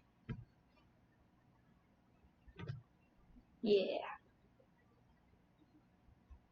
Finish out your watch with nothing eventful occurring. Oof. That could have been bad. Could have been really bad. We're fine. Alright.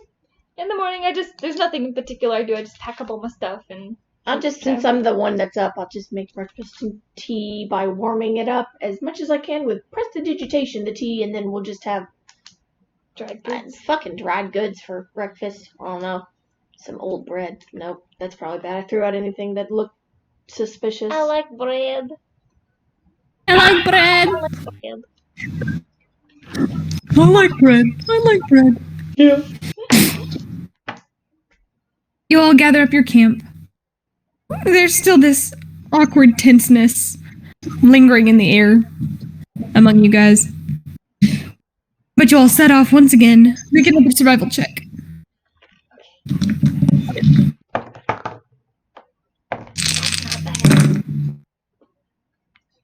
That's a natural 19.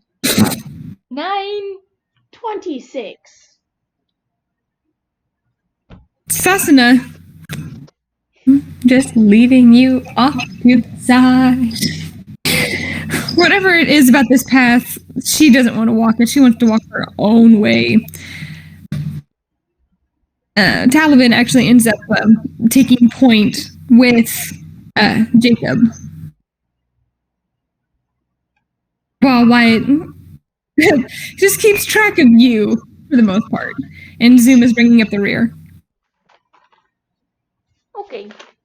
You'll travel for the vast majority of the day. Make a perception check for me.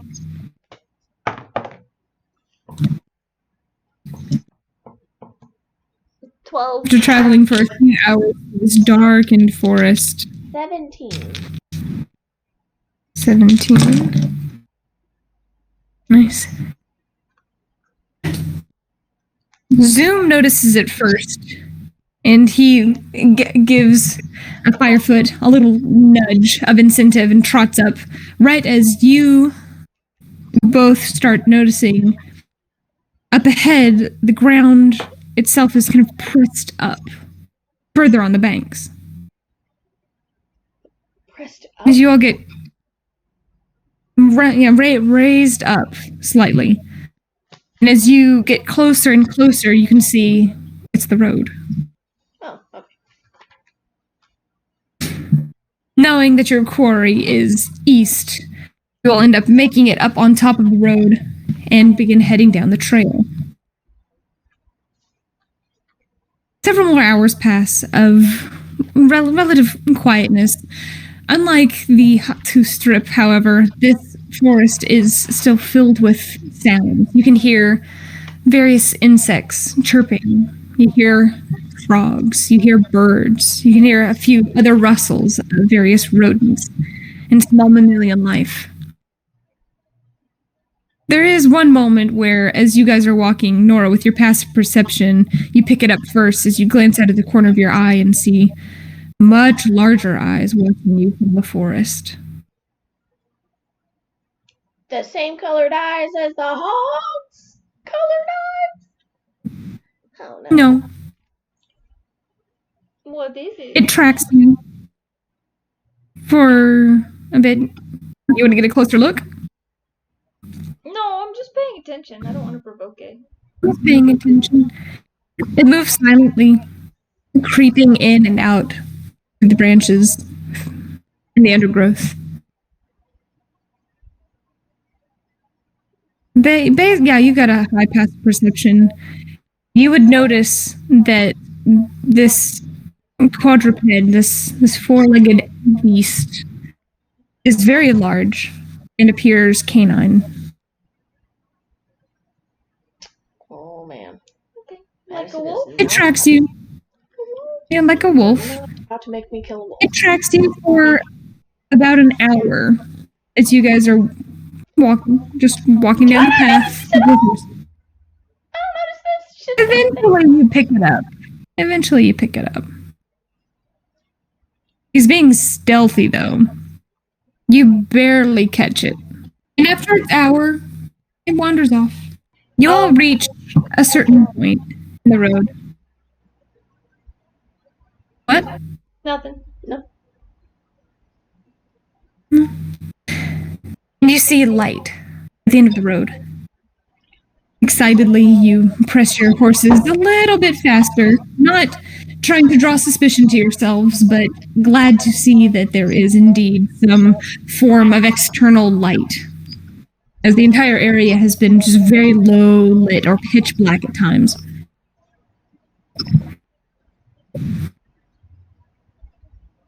You hear a little bit more rustling. You see a few more eyes, this time up in the trees, watching you. But they soon fade, as you all cross this threshold into the light. And the sight before you is astounding, but not in a settling way. Before you are stumps of trees, stump after stump after stump after stump, extending for at least a mile until the next cresting hill. As you all look out as far as you can see left and right. Is it in a shape of any kind? Or just like open? No, just clear cut.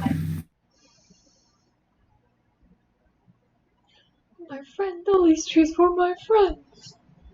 Ah! Secretly an id. Oh. Actually, the dryad is technically kind of like an id, but not like a full id. Of relation to them. At which point, you all actually pick up the sound of screams just on the other side of the hill. Off the path? Up the path. Up the path. Like sad screams? Like in distress kind of screams? In distress kind of Are screams. you sure? Do they have to be in distress? Okay, fine. We literally just bypassed 20 cities with 20 different problems. Yes, we did.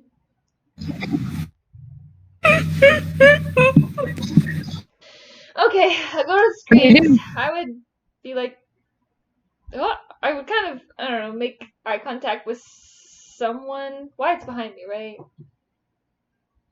He rode up. He's near you. He's closer to you, yeah. Okay, I'd make eye contact with him and be like, I can't just ignore that. And just like, tell Susana. Let's go. You guys end up riding. Sasana, believe it or not, is actually keeping pace with Nirn. Oh, that's nice. Not running ahead. It's refreshing for once in her life. Did you feel guilty that she As they threw pick me up. off?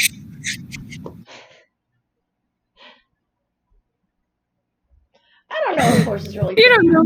killed. It's fine. I'm gonna take it that way. She's being good. Sorry. I'll We're take running. We're riding.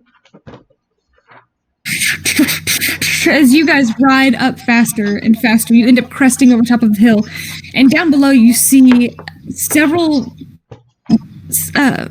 wagons filled with log after log after log after log. It looks like they're heading off to the east in the direction that you're going. But as you look down, you can also see that there are several people who are currently fighting down below.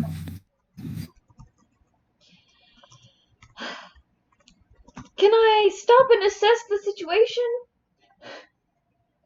Or like as we're getting closer, just like being very observant of what it does it look like, bandits attacking or people Fighting Make an over insight check. wood.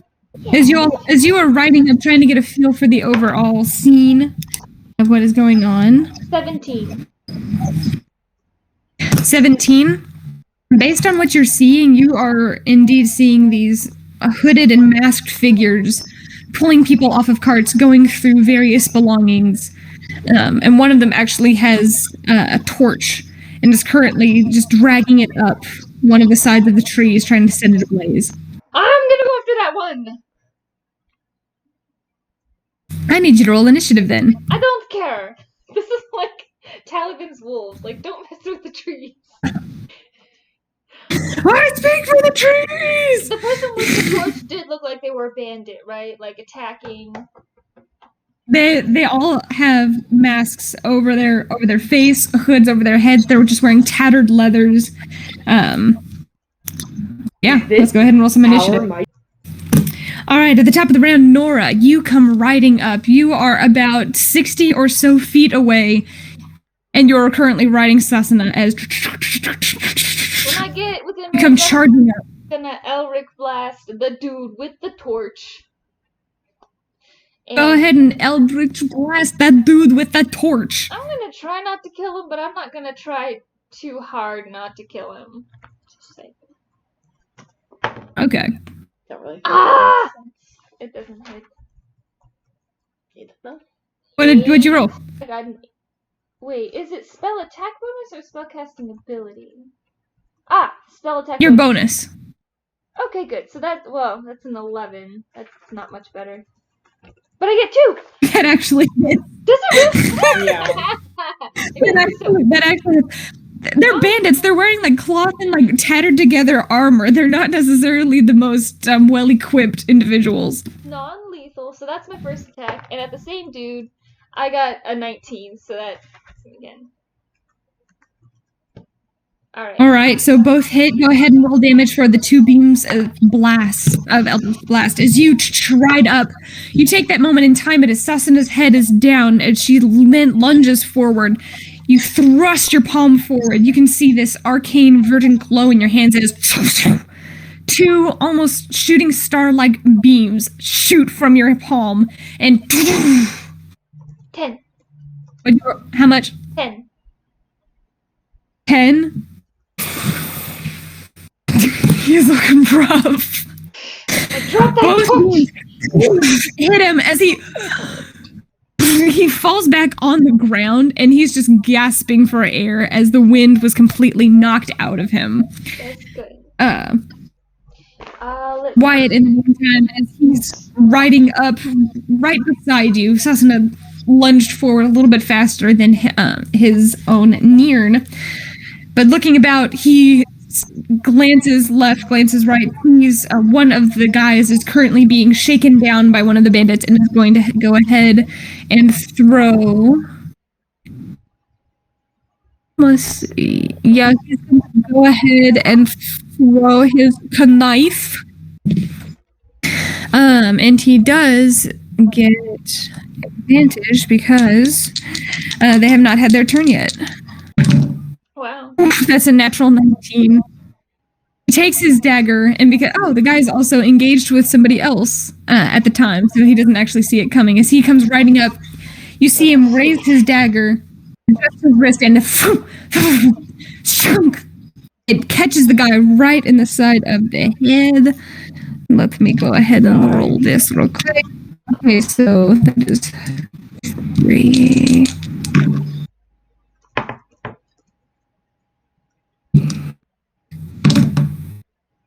Cocked. As he throws this dagger, it lodges in the guy's neck, and he immediately lets the guy go. The person who he ends up dropping, this older gentleman, just wearing scarf and various tattered pieces of clothing. You can see that he's got this black eye already forming from where he was clocked pretty hard. But that one guy is still standing. In which case, it's their turn. All of them seeing this sudden onslaught coming for them.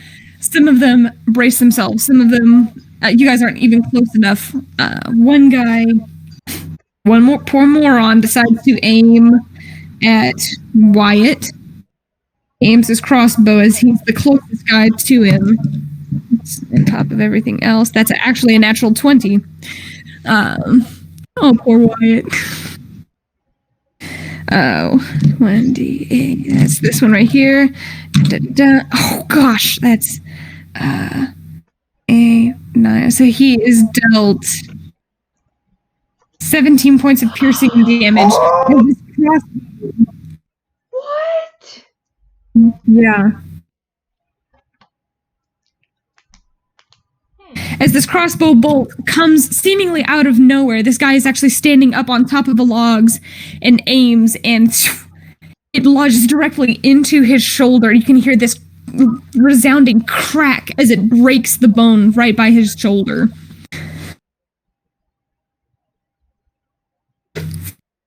The other guys just prepare themselves for everything that is to come. Zoom, as he's riding up, takes aim.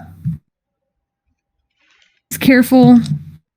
He would see the guy that just went after his buddy and take a shot at him. That's a natural 17.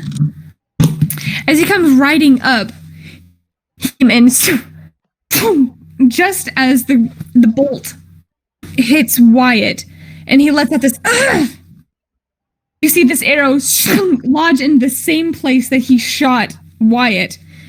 Just lodge directly in his shoulder, and he stumbles back. He has to make a quick dex save to see if he falls off.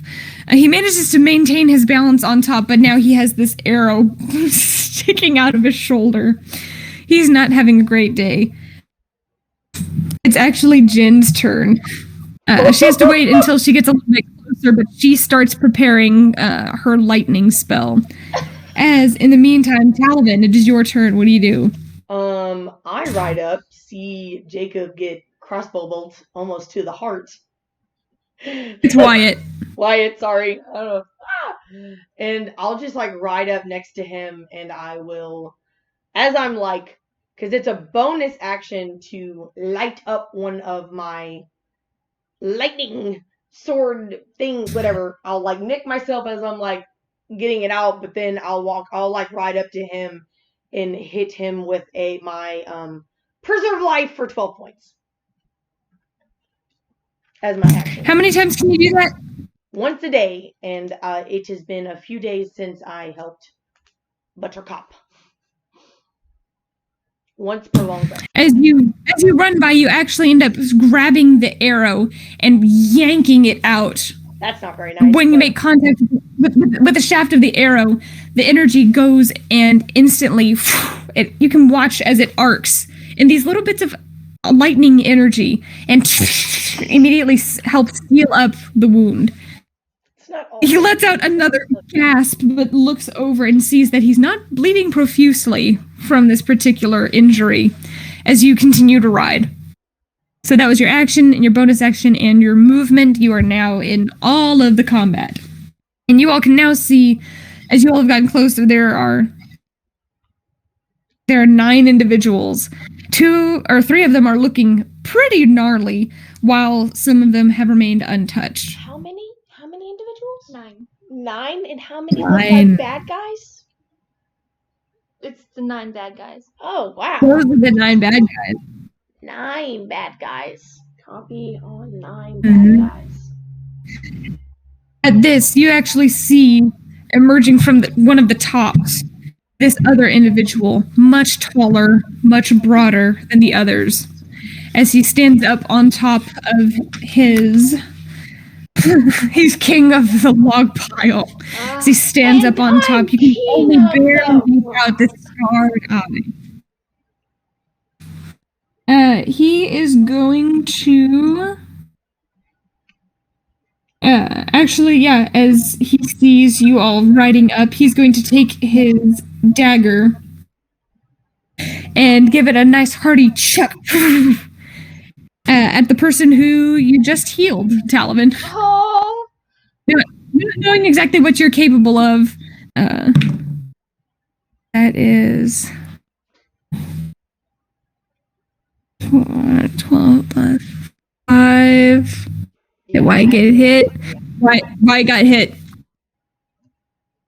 A dagger comes and just barely cuts at the side of his face, dealing him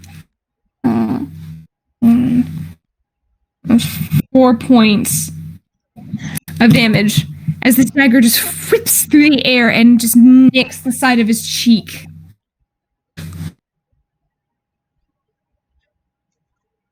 And just pulls out this long, curved blade, this scimitar, at his side as he watches you, Talavin, advancing forward.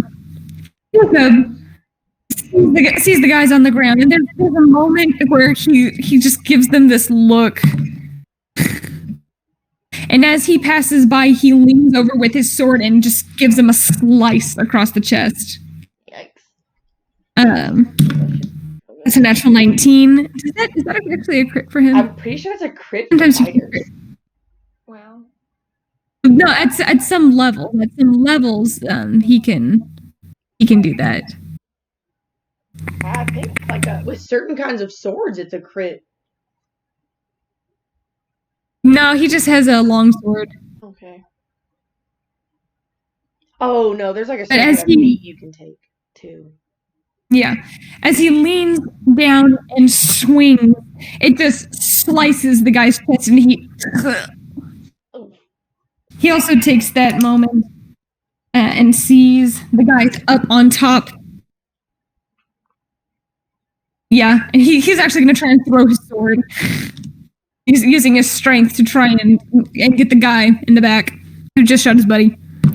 Oh. It's another natural 19. Yeah! The sword... Talavin, from where you and Nora and Wyatt are standing, you just see this end of the sword emerge from the guy's chest as he looks at it and just slumps and falls on the log, stumbles, lands on the ground. Yikes. That is Jacob's turn, and Talel can't really do much, but he does have his bow and arrow. He's actually like riding alongside you. Yeah, he can't do a terrible amount of stuff, but he does take a moment, reaches into his pouch and grabs a vial. He says, Talavin, be ready. Copy on that. So he's ready to his action. At the top of the round, Nora, you watch all of this transpire. What do you do? There's the guy who Wyatt shanked hard in the neck with one of his daggers. And then there are 5 others who are untouched, as well as the guy who's standing up on top of the log. I'm gonna do one of the untouched guys. And as I'm gonna steal my horse, so as I ride by, can I use a little bit of extra, like, whoosh, like slashing damage, since it's at a downward angle? And I'm gonna use my longsword. Yeah, you take that, you pull out your sword, and as you're riding by, you see one of the guys who's currently holding onto this chest look over, eyes widen, as you ride by and just carve into him. Well, let's see if you hit him first. I do, probably. 16 plus 7 is 23. That definitely hits. Go ahead and roll damage. And go ahead and add an extra d4 for the extra force damage, because Sasana is charging in. She's ready to just slice anybody. Okay. That's 2. 8. 8 points of damage. 8 That's points. not very big. You come riding by, and it cuts the guy all across the front. He instinctually drops what he's holding, lands on his foot. He grabs onto his foot. He's still standing, but he's looking hurt. He's looking real hurt. I could just trip up with Sasana, honestly. She's probably my best weapon. Yeah, really. So fast. Yeah, it probably just like blinks into the other dimension and leaves his ass there. Yeah, sorry. That's my turn. That's your turn? Okay. Wyatt, at this point, sees the guy who you just shanked, and seeing that you are actually still within a certain amount of distance, is actually going to use that to his advantage. He takes his next dagger and throws it. Ooh, that's a natural 18. Because the guy's engaged with you. 4. The next dagger, as you slice him across the front, as he grabs at his foot and in that moment bounces, trying to hang on to his foot while also keeping his balance. The next knife lodges itself in his forehead as he falls to the ground. Wyatt rides up to the next guy and pulls his dagger from him. He just as he pulls out his dagger from the next guy, who is currently holding his throat, he also slumps to the ground.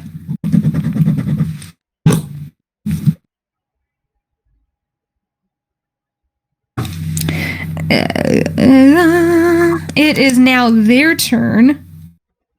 So that guy is down. Now that you guys are a little bit closer, one of them is going to go after Jacob. One of them is going to go after... Actually, 2 of them, Nora, after seeing that, are probably going to go after you. And Talavin, you are getting close to one of them. So everybody's going to be taking a little bit of a swing.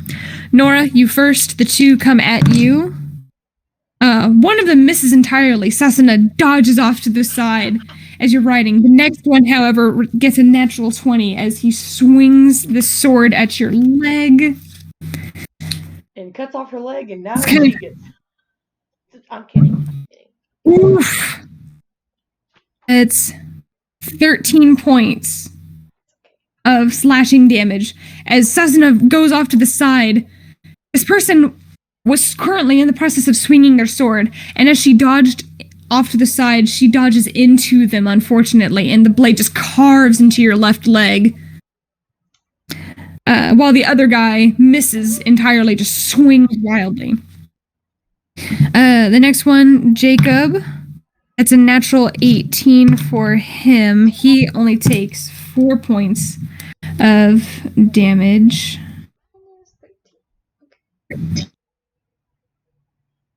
As the next guy comes up and just gives him a harsh jab upwards from his armor. Yeah, with a natural 18. And then the last guy, Talavin, comes after you as he uses his momentum from the top of the logs to jump and try and launch down at you. That is a 19 to hit. Yep. Hits. You were dealt 6 points of slashing damage as he comes down on top of you, dealing you also an extra point of bludgeoning damage as he comes down and actually is now on top of Warrior with you. But you all are eye to eye at this particular point in time. Yeah, I can't really hellish rebuke on top of Warrior. I feel like that would be terrible. We're actually on fire! So I will not do that for now. I don't have any other reactions, I don't think, so. Zoom sees the guy up at top, who's just peering, waiting for you to actually get closer. The guy who's standing on top, prepping himself, and takes a shot at him. That is a... Yep, he ends up hitting him. As he aims to go carefully. Ooh, good for you, baby Zoom. He gets a full 8 points. 12. The next arrow that he launches as he pulls Firefoot off to the side, he actually goes with his other hand and fires. It lands in this guy's leg. He breaks off the end and just glares at Zoom from where he is currently. He's not necessarily looking too hurt, but Zoom definitely has his attention now. Jin, at this point, flies up into the air, and the spell that she's been conjuring comes to fruition as these dark clouds form over top of you. And she just points at the captain, at the guy who's standing on top. And with a quick wave of her hand, a bolt streaks from the sky and lands on him. I think he has to make a dexterity saving throw against her, if I'm not mistaken. That's natural 20, so he only takes partial damage. Oh no. I can't read my spell book. It's 3d10 lightning on a failed save. Or wait, hold okay. on. I'm looking. Storm I thought it was a d10, but I couldn't remember how many d10. Let me see. Yeah, it starts out as a 3d10. Yeah. Oof. That and is... then for each level up, it's plus 1d10 above a third level. Nice. As this bolt of lightning just streaks from the sky, he manages to leap back, however, that he is still touching the logs, and it gains purchase and just arcs up his body. You can watch these veins of electric energy just seizing at his throat as he... Talavin, it's your turn. What do you do? So she just hit the main dude, but he... Yeah, the guy who's on top. You've got a guy directly in front of you who is currently sitting... As he landed on top of Warrior and came down across your shoulder. Your bruised shoulder. Yeah. So, like, technically, my sword... I feel like that's really close range for my sword. Right? Yeah, you could melee him. So, like, I wouldn't get disadvantaged if I was trying to strike him with my lightning side of my sword that I lit up. You have to be in melee, which means you have to be within 5 feet. If he's right next to you, he's within 5 feet. Okay, I didn't know if, like... You can just bring it down across... close, if it was, like... You don't get that. Yeah. So, yeah, I'll, like... I guess point my lightning part of my sword down towards Talel to see what he's gonna do before I try to like get some extras. You can see he actually takes the vial and throws. It smatters. You recognize this liquid as a thick black liquid. Ooh, it's a bad day for you. As the energy of the electric energy arcs off of it, you swear that the lightning actually turns black. That is a natural 19. That hits. So that You arch up as the blade comes up. You spin it in the air, hold it there for just a fraction of a second for Talel, and then thrust up, using that momentum to throw him off the horse. You see that carve across his body this black lightning energy sealed now in his chest as he gets thrown off as you continue to ride. 6, 7, 8, 9, 10. That is, hold on, 4 points of lightning damage from my lightning, and then 9 points of slashing damage from my scimitar. You watch the life leave this man's eyes as he slumps off, and before he can even hit the ground, the potion takes effect, and he hits the ground in ash. I like kick him off. Get the fuck off my horse. You just throw him off to the side. Like you still have your bonus. Like stick something and then you like throw it over your type deal. Like I just kind of like stick him with my sword and just kind of like toss him like a dead animal. He's a little bit close for that, but you use that momentum to help throw him off. It's the captain's turn, and seeing his guy leap through the air, land, and just this massive slashing motion, bringing him to the ground in a pile of ash. He has his quarry, and he takes that moment and he leaps. I need you to make a contested strength roll. Natural 19 plus 3 because I only have a 3 in strength, so 22. This is gonna be fun. This is so funny. He leaps off. And there's that moment where he's suspended in air. And you hear him. And your reflexes are just too quick. As you lean back, your back against Warrior's back, you watch him sail over top of you.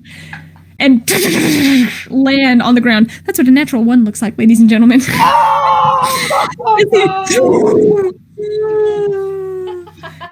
And because you leave your... I'm just kidding. He didn't hit me, so it's fine. I was going to say, he does technically, as he launches over you, you could get into attack of opportunities. He just sails over top of you. I do it. Absolutely. You just stick your blade up a little bit. As he goes for the tumble, his legs are right there, as is everything else. And you take, in your offhand, swing out for it to come careening down for the crack that is already there. 18 to hit. That hits. 7 points of slashing damage. And 3 points of lightning damage. I need you to go ahead and roll a d10, or roll a d20 for me. 15. 15? As you swing, you swear you see a little bit of that black ooze still attached to your blade. As it comes careening down, slicing right in the middle of where you know it's going to hurt him the most. I'm not a nice person. As he rolls and tumbles, he immediately just grabs. He doesn't even bother to tumble. He just lands face first and just grabs at his rear end. Just a slice down the center. Right here. That's my horse. Jacob, in the meantime, currently seeing this guy just launch himself off. He wants to know what is actually going on. He kicks his horse, and as the one guy who just stuck him goes to make 2 melee attacks against that guy, he gives Buttercup a quick kick, which, by the way, her scab has got a lot of the bandits looking a little bit freaked out as she's got this crazed scabbed smile. He plunges his longsword directly through the clavicle of the one guy, just plunging it in and releasing this spray of crimson just in the air. Talal, at that point, prepares another vial as he waits. Nora, top of the round, it is your turn. What do you do? There are 2 guys left who currently are at the front, and it looks like they're getting ready to probably run for their horses as they see you guys just coming in this onslaught. Horses for free, yo. Yes. Can I go after the guy who attacked my leg? Is he still there? No, Wyatt killed him. Yeah, Wyatt took care of him. Okay, I wasn't sure which one was which. Anyway, yeah, there are 2 guys left, and they're about 60 or so feet away from you. But with Sasa next to them, he'll get there quickly. It's more like sonic damage, right? Force Damage. Can I just use both blasts to like knock the dudes down, like aim closer to their shoulders and just knock them face down? You can see the one clearly, but you can't really make it. You can see the top of the head of the other guy. That might be a disadvantage. You're gonna have to aim it pretty carefully as you're riding. I'll just for the effect. You can hit one beam each and try and knock him over, or you can just blast the one guy. I'll blast the one guy. Cause how far away is he? Blast the one guy. He's about 60 feet. Okay, you can use your movement to get up to 30 feet. Yeah, I'll do that. Okay, spell attack. Yeah, because you have your movement, your action, your bonus action. Natural 20 for the first one. You raise your hand, and with almost a sinister-looking twist, as you're like, "That's not okay." That's this beam of energy launches and smacks him in the back. How much damage? 120 feet, just Okay, so it does double damage. I get to roll the dice twice, right? Yeah. No, you just double the damage. So whatever you roll, double that. Okay. I rolled an 8, so 16 for the first hit, and I'm still gonna do the second guy one. Goes down and crumples. Just in one hit. Yeah. You know what? I'm gonna keep it. One hit wonder. I'm gonna do that. You raise your hand. You can roll a disadvantage for the other guy. You can see him. You can just see barely the top of his head as he's running. I'm gonna go for it. For my second one, I already rolled a 10, but I can roll the other one at the disadvantage. Oh yeah. Okay. Go ahead and do that. 14 to hit. Does that hit? 14. That hits. Yep, that hits. 5. 5. Oof. He's still standing, but you watch as he's running. Gets clocked in the side of the head. You swear you see part of his ear is probably singed, as is part of his head, as he falls and tumbles to the ground. Wyatt, in the meantime, is just watching this one guy in front of him essentially starting to dissolve as part of that liquid, that poison that Talal has created. The guy is just shrieking and rolling on the ground as his legs fall off. It's where you hit him. As if Wyatt needed one more reason to distrust Talavin.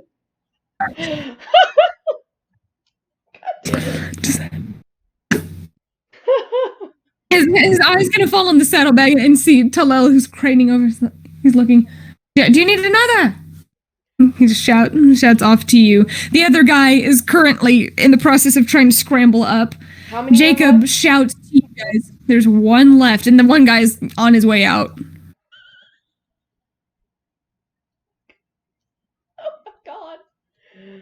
Whose turn is it? I just went. Why? You just went. Wyatt's kind of watching everything and kind of looking about, seeing if there's anything else in the nearby vicinity. Zoom is just knocked another arrow, waiting. Jin is still keeping this call lightning just hovering above. No one's going after the last guy? I mean, I guess he's running away. I will Eldritch Blast him. There's only one guy left, and Jacob actually shouts first because Talavin, you don't quite have eyes on him at this point, as he was blasted off to the side and now is prone on the other side of all of these carriages with logs. I will. Well, how far away is he?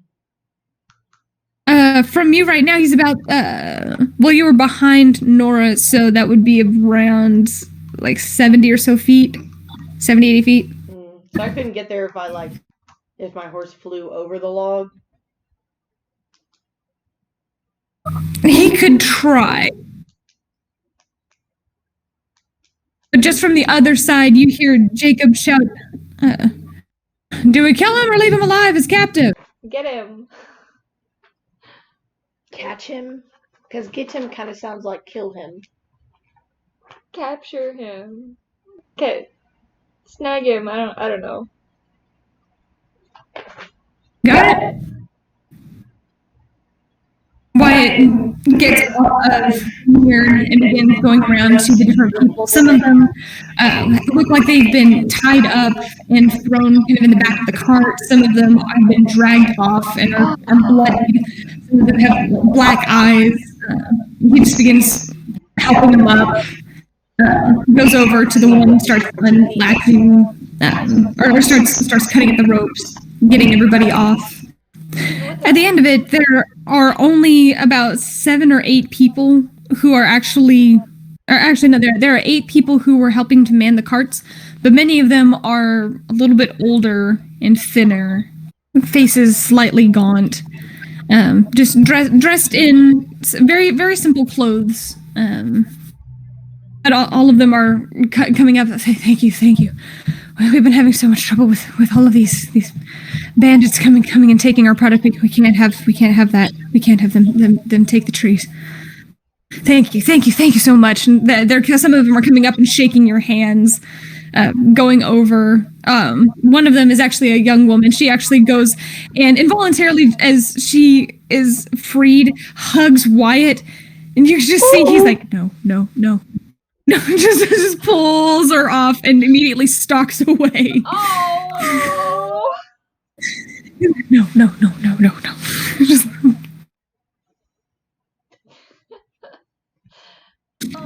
I guess me and Jacob go after old dude, tie him up. Yeah, you go after the one dude and end up tying him up. He's like, please don't kill me. It's my first time. I swear I'll be better. Shut up. I just toss him over the side of my horse and walk back.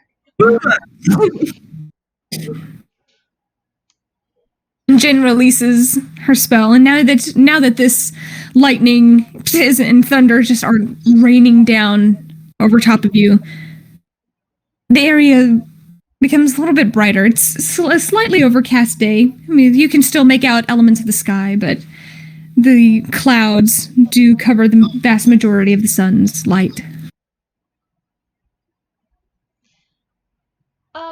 The dude with the torch? Is the torch still there? Did it It's currently burning out on the ground. It's burning He was in the process of trying to set it on fire, set the logs on fire, and you can see that there is some smoldering currently occurring, but you can just pat it out. Okay, just making sure we're not about to have this huge forest fire and have no way to get it out. Anyway, does it look like there's a leader among all of the elder people? Among the elder people? I was going to say the bandits he's currently dissolving. Why? No, among the people who are being captured. The people themselves, the one individual who has that nice shiner who Wyatt ended up helping, he seems to be the one who comes up. Thank you so much. We've been having so much trouble with all of this. Thank you. So you've been attacked frequently? Yes. So we've been running into more and more issues with our shipments being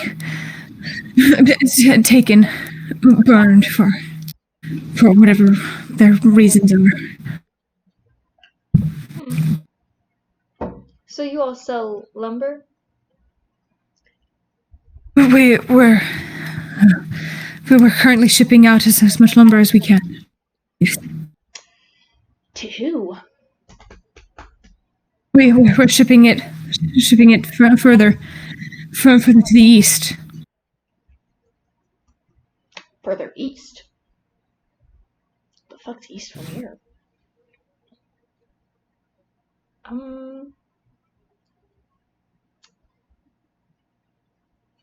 Alright. Is it the same bandits every time?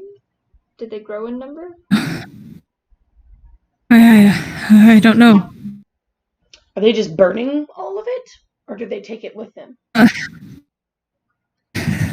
So some of our shipments just don't end up making it. And you don't know if they're burning it or taking it? No, we don't. We don't know what they do with it, but we know that some of our individuals, our people, don't come back. We really must keep going. Sorry.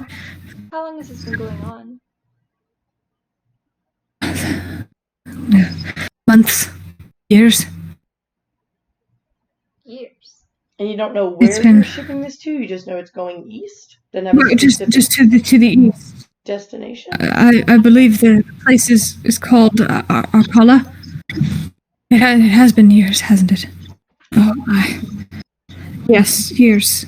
It started as smaller shipments at first, and has just been progressing from then on. You can see we can only harvest so much.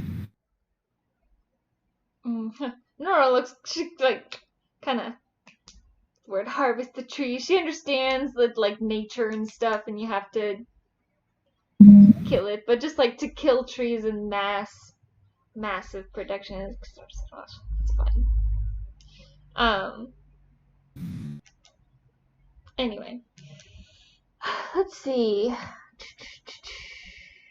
Where are y'all headed with this right now? Back to the city. Back to the city. In order for this to be shipped out, we have to debark. We have to prepare the wood.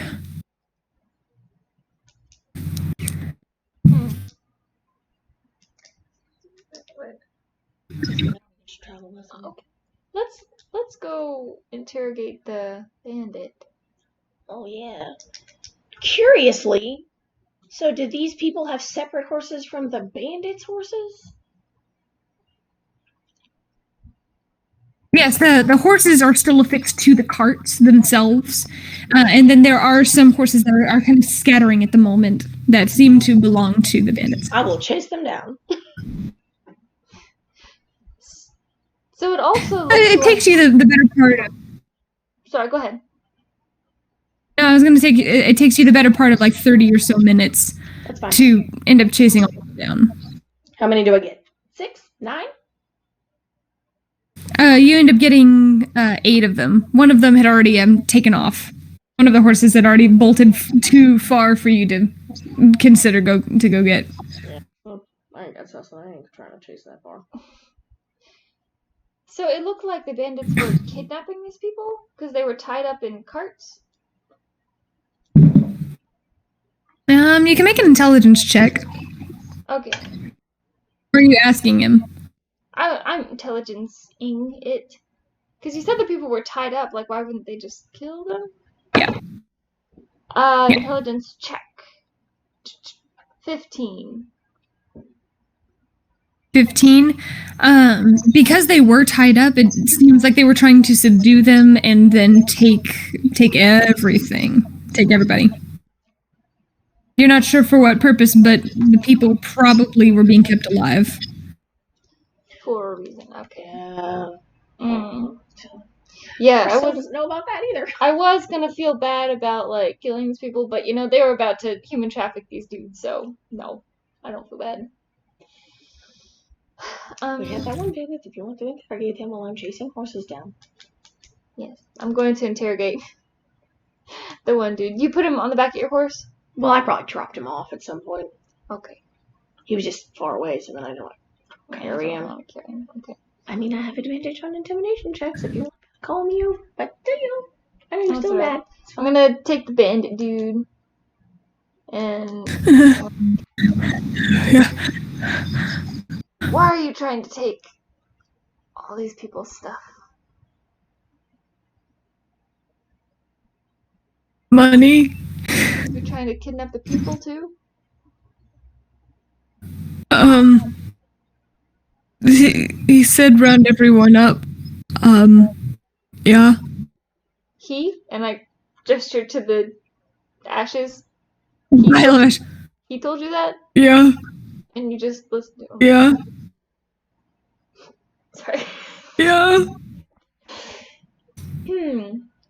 Where do you take your cargo? I don't know. It's my first time. It's my first time. I don't know where we take them. No. Are there more? But I know where his store is. I know where he stashed some of his stuff. Take it to it. There could be some insight check. Sure. Go ahead and make an insight check. Shoot. 9. It doesn't seem like he has a reason to lie. I mean, seeing his boss in ashes, knowing that his other buddy fell off a horse in ashes, and just like the other bodies are currently being like piled up over in the corner, like away from everyone else. So, needless to say, it doesn't seem like he has a reason to lie, but you're not sure. Was everyone else experienced? I mean, they told me about this job. So yeah. Please don't kill me. I swear I won't do it again. Why'd you do it the first time? Kind of stands up. I was hungry. They said they got bread. I like bread. Why does Madison always make these people just bumbling buffoons? So sad. Like, all I can think about is King Bread. Like, shit. Everybody likes bread, okay? It's because Madison's like, That's another quote. Why do you make these guys bumbling buffoons? All I want is bread. Everybody likes bread.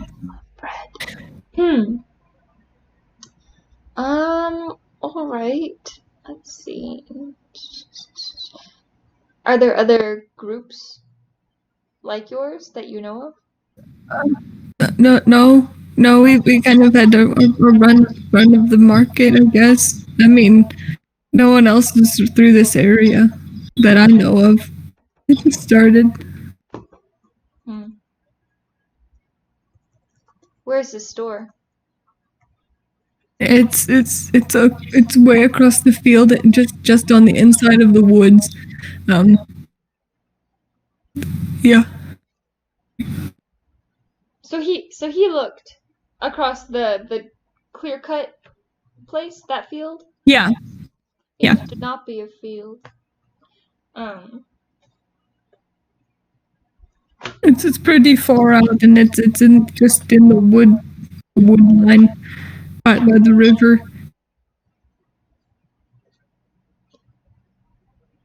Are there people there? Are you keeping people there? There were a couple people when we were there. I don't know if they're still there.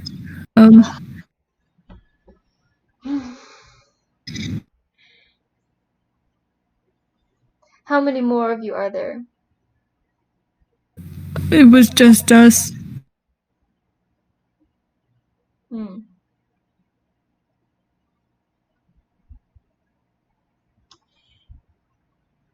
So hang on. He said that the storage room was far away, but far away. He said it was farther, like you can't see it from here, kind of thing. It was farther away. Gotcha. I mean, it would make sense that they'd have a place close to where they hunt, I guess.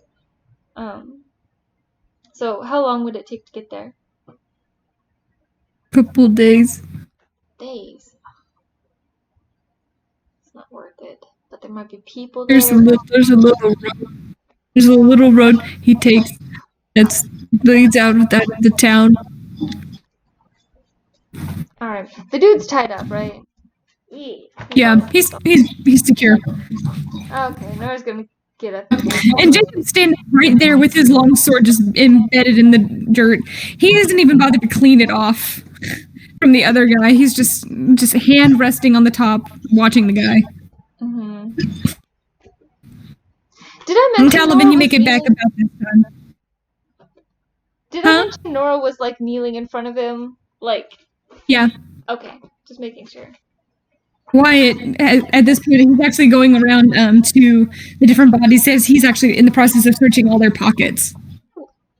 He's just like patting them down. I'm gonna check all the horses' saddlebags as well. The horses don't actually have saddlebags. That's terrible. They just have the saddles. I'm selling all of them for money. That's terrible, but I'm gonna do it anyway. You just let the people have them. Nope. Nope. They're not my problem. We saved their lives. It's good enough. All right. Talavin's got all the horses hooked up together in a chain. I'm gonna make so much money. As you guys are putting around, Wyatt actually comes back and he's got 5 small, what look like side coin purses. He jingles it. He's like, not much, but it's something. And 10 platinum between all of them. About 73 gold pieces. One of them's actually bitten in half. I feel like that was something stupid that they did. I don't know why they would just have... He holds it up. I don't know why they would just have half gold. Interesting. I can think of no reason for this. No reason for this. 3 silver and 14 copper. Wow.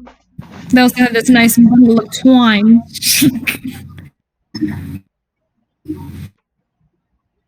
Oh, nice. I didn't check the other 2 guys. Do you think, Talal, is that stuff safe after they've been turned to ash? He's like, I guess it is. Yeah, I guess it's safe. He just gives a brief nod, looks over. Well, since you're back, are you still interrogating him, or anybody want to come kick some ash with me? I'll walk over and kick ash with him. It just sounds wrong. Kick ash!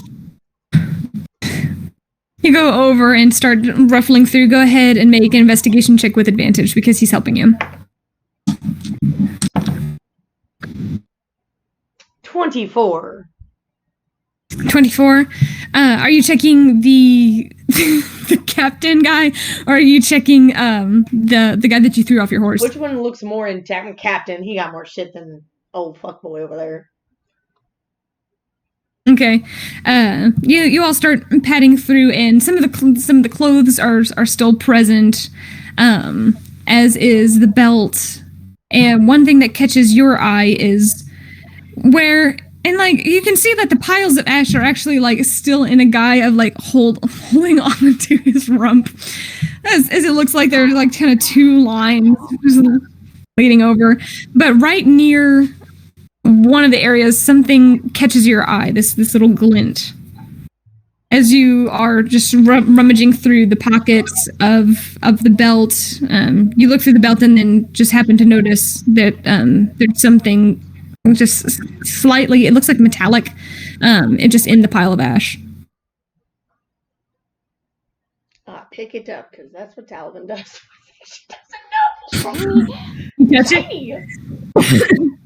Yeah, you would actually notice three of them. One of them, as you gotta clear out some of the ash from in between the holes.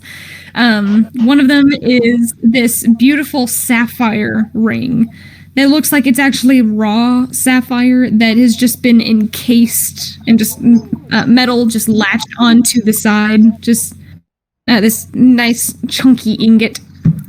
You also see that there is a more refined looking stone. It looks black, but as you just barely catch the sun, it's this dark blue. You're not quite sure what it could be. Your guess is maybe sapphire. Another very, very nice looking ring. This one is kind of like a dinner ring, just long and block shaped. The next one, which doesn't seem to fit the other two, is this. It looks like it's made of both silver and gold. It just has this very faint sheen to it, and as you rotate it in your fingers, there's something carved into it that essentially looks like some kind of strange intertwining loop all the way around it. You blow it off and dust it off. It's pretty. It's so pretty. I found these pretty rings. Why it looks score. As he rummages through and he's like, ooh. Nice. He had it. He had all the good stuff. He reaches in his hand in and pulls out just a handful of platinum, at least 20 pieces. Slips it back into the bag. He's like, I feel like this probably belonged to one of them, but I feel like they're also going to be like thankful or something. People do that. So maybe they won't have a problem with us taking some of this. Or not. Or we could do the right thing and give it. They're all like checking out all of their stuff. They're rummaging through the pile of ash. Okay. Well, it was worth a shot. I won't say anything.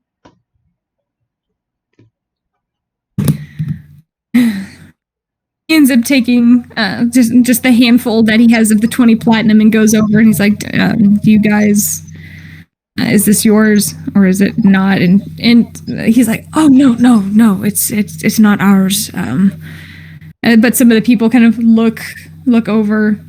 Wyatt just hands it to him. He's like, just disperse it for whatever. Goes back over, grabs another handful and gives it to him. He's like, yeah, I'm going to be over here now. The girl looks at him. She's like, I'm sorry. I'm just keeps going as he continues rummaging through the rest of the pockets. You also pick up about 6 scimitars, a couple of short bows, which aren't in the best condition. And then one of them did have a crossbow that he didn't get to use. Weird. So I think we should go to whatever storage place, take a short detour, and see if there are any people still tied up in their hut, I suppose. Whatever it's called. Their lair. This is Nora speaking. Probably to Jacob because he's right there. Yeah. It's like I can take you there. Can I insight check him again? Like, are you sure this was everyone that uses the storeroom? Yeah, I'm sure. I mean, everyone that we had here. I don't know about back at the place. Natural 17 for insight. That's a 22 for insight. 22. You look into his eyes, and in them you see absolute terror and a willingness to comply. Okay, so to their storage unit? To the storage unit. Their lair, their hub. Yeah, let's go. The hub. All right. Everybody else begins packing up things.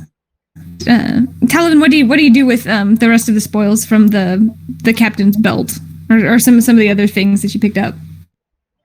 I just picked up the 3 rings, right? Oh yeah. Wyatt had the belt. Yeah, he had the belt. Yep. I just had the rings.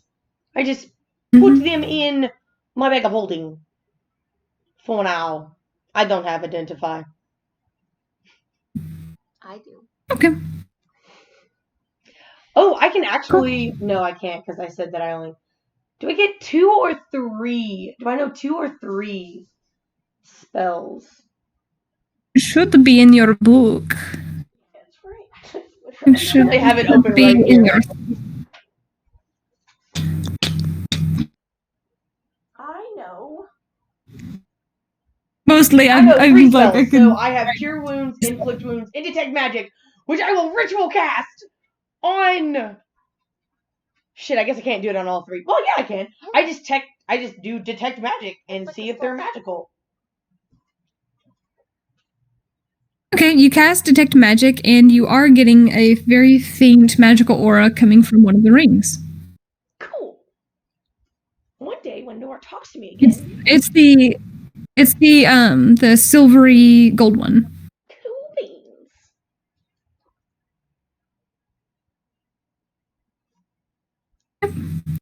You look around, and you detect, some of your other magical items. Nothing. Various blades and swords and everything else on your all's persons, but the ring is the one that is just giving off a very faint aura.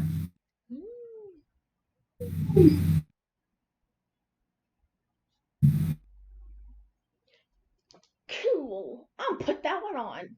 Just picking up. Just kidding. I put it in my bag of holding to give to Nora later. Put it on. Not until I know what it is. Talvin's not that dumb. Probably. Thinks about the night before. So You guys head off in the right direction, heading up north. Extra person in tow. and like 8 horses. And 9 extra horses technically, plus Kiwi. And with your all's 10 horses. It's okay. Technically, there's grass right now, so they can mostly live off of grass. I mean, my horses live off of grass. Technically, as long as they're not really working horses, they can just live off of grass. For now. Alright, to the storage unit. Storage unit! Yeah. You all make it to a nice resting spot. End up setting up camp for the evening, as it is, a 2-day travel. You don't encounter anything, although every once in a while in the woods you do hear a faint sound of rustling. Just every so often. As you all make camp that evening, do you ask her about the ring or anything?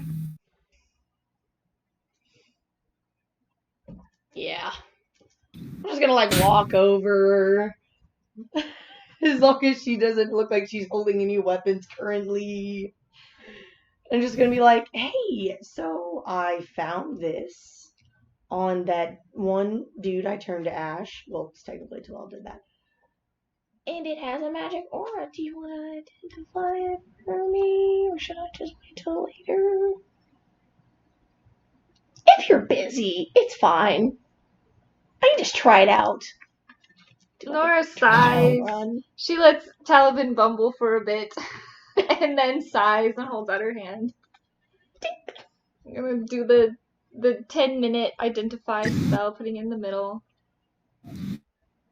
You trace along the edges of the dirt of the ground, the arcane sigils in the air. They linger only for a moment before disappearing in this silvery dust as the dust settles over top of the small ring.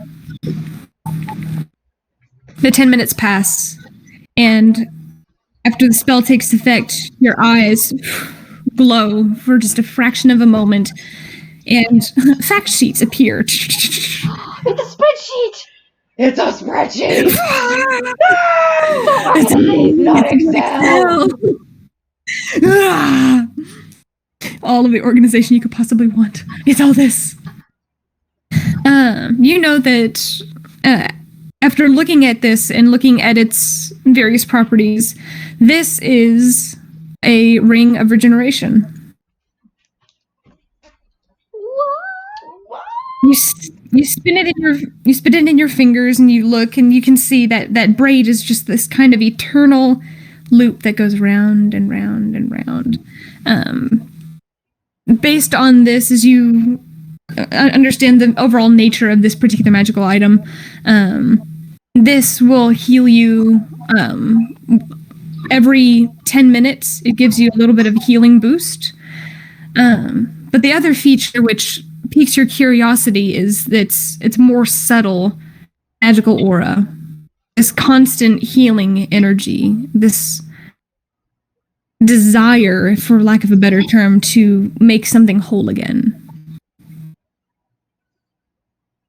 I tell her that. Just like that. She gets real excited. She's like, You mean like it could grow limbs back? Technically, Nora would know that, right? Seems like it, yeah. Do you want to, try it out on someone?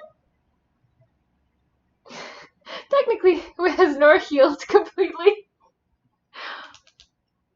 Like, it's the same you all probably would have taken a short rest, okay. Probably. Sorry. Oh, no. I was thinking, regrow things. You want to check its healing properties first? What do you mean? Oh, well, I mean, I didn't get hit. Actually, no, I did get Nora hit. stabs her. It's more like a nick. Yeah, if you all probably took a short rest in between there, and yeah, so there's healing. 7 points. Yeah. Are you gonna stab Nora me? causes your damage and then puts the ring on your finger. She slices my neck. I'm like, She'll cut your she'll slice right there. I'm like, ah!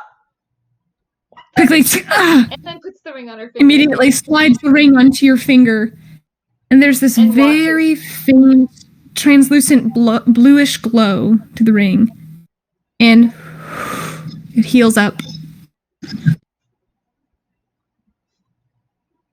Kind of touches the place where it used to be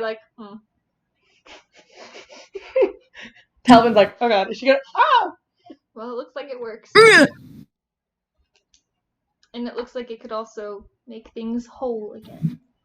So do you think Talel would fit in this?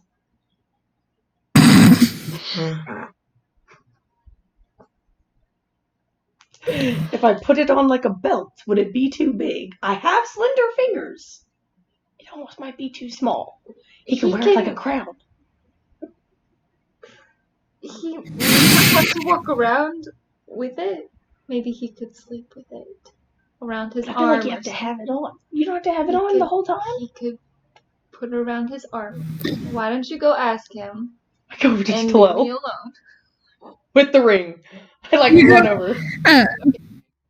Talel and Jin are currently just laying on the little patch of moss, which they actually dragged out on top of the bag, and they're just looking up at the stars where everything else is. Just laying there, they're holding hands as they're just looking up. Cut it out! As he sees you approach, he sits up instinctually. Yes? I found something kind of cool. And I hate to say it as be my experiment, but I found this ring. You see Jin immediately sit up. Excuse me? But experiment. No. And she immediately puts her arms around him. Wait, he's mine to experiment with. Let me explain. Yes. Let me explain. Right. Jin. It's a healing ring. And long term, Nora thinks it could regrow things. Both of them sit up a little bit straighter at this. If you want, I can try it out first. I will gladly cut a finger off. Or like a toe. No, don't do that. And I don't mean to, like, If this is... throw hopes up or anything. But Nora was kind of sure. If it's part of an experiment, I mean, I owe you so much more than that, of course. Oh, just a price. It's fine. Yeah, sure, fine. I will give it to him. Give him the ring, and he kind of just sits in his lap. Even though your fingers are slender, I mean, he's not a very broad, muscly sprite. I didn't really think this part out. Maybe just hold He's comparatively slender. He's like, well, how do I... I don't really know. Sticks his arm through. Looks. Jen just starts giggling. She's like, I wonder if I could get down to his shoulders. I wonder if I could fit as a belt. And he's like, problem is, I don't know if I can get it back off. You could try. We could just cut it off at that point. Well, no, maybe not do that. Wouldn't that damage the properties of the spell? Maybe just, like, sleep hug it. Sorry, Jen, you just have to be the big spoon. Because I'm already the big spoon. Yeah, I figured. I mean,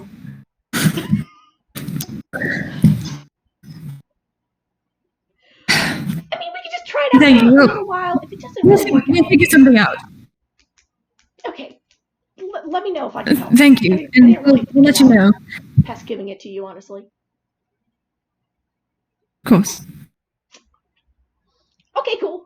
I'm gonna go do something else now. As you venture off, roll the d6 for me. A D who? Let's see. D6.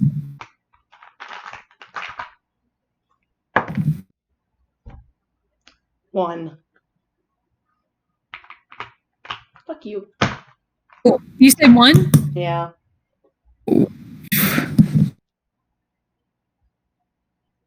It disappeared. About an hour goes by, and you guys are settling down, figuring out who's going to take watch, and hear,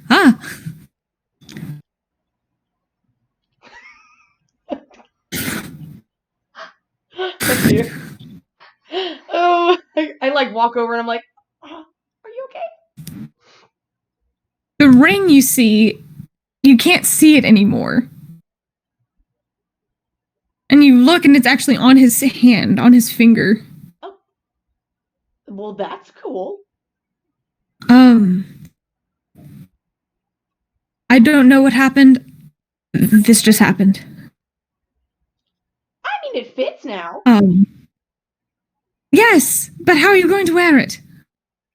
Well, I mean, I'm not, no offense, missing any limbs currently.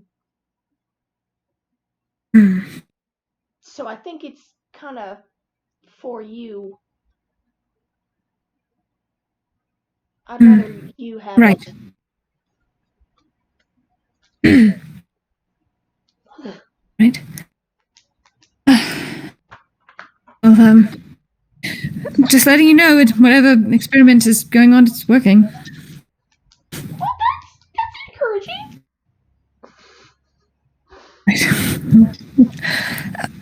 We'll take first watch. Oh, okay. We'll be up for a while. Okay. I'll take second watch if you just want to. I don't know. Let me up later. Cool. And Jacob, I got third. Settles in. And eventually you guys fall into unconsciousness and sleep. Your various watches are uneventful. You do notice those strange glowing eyes from the woods, and even though you're not directly in the woods, you all elect to not light a fire. Or at least not with the wood nearby. Perhaps a few small lanterns, if you possess them. Well, I don't You wake up first thing in the morning, and Talavin, you just these thoughts and curiosities. You're just wondering if anything's going to happen. Is it going to work? Is something going to happen with this ring? It obviously fits him now. And oh, so stealthily, early in the morning, you soldier crawl your way over and peek over.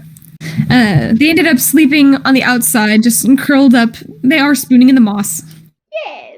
You can't help it. Who's Just the like big spoon? it's actually Talel. Oh, she lied. Oh. And something that you notice immediately after looking at him is the frayed and fragmented edges of his wing, which are currently behind him, are a little bit longer. You did it good. You did it good. Finally. That was her birthday present, by the way. We get a magic item for our birthday. And with that, we'll go ahead and close for today. Thanks for watching! Thanks for watching. That was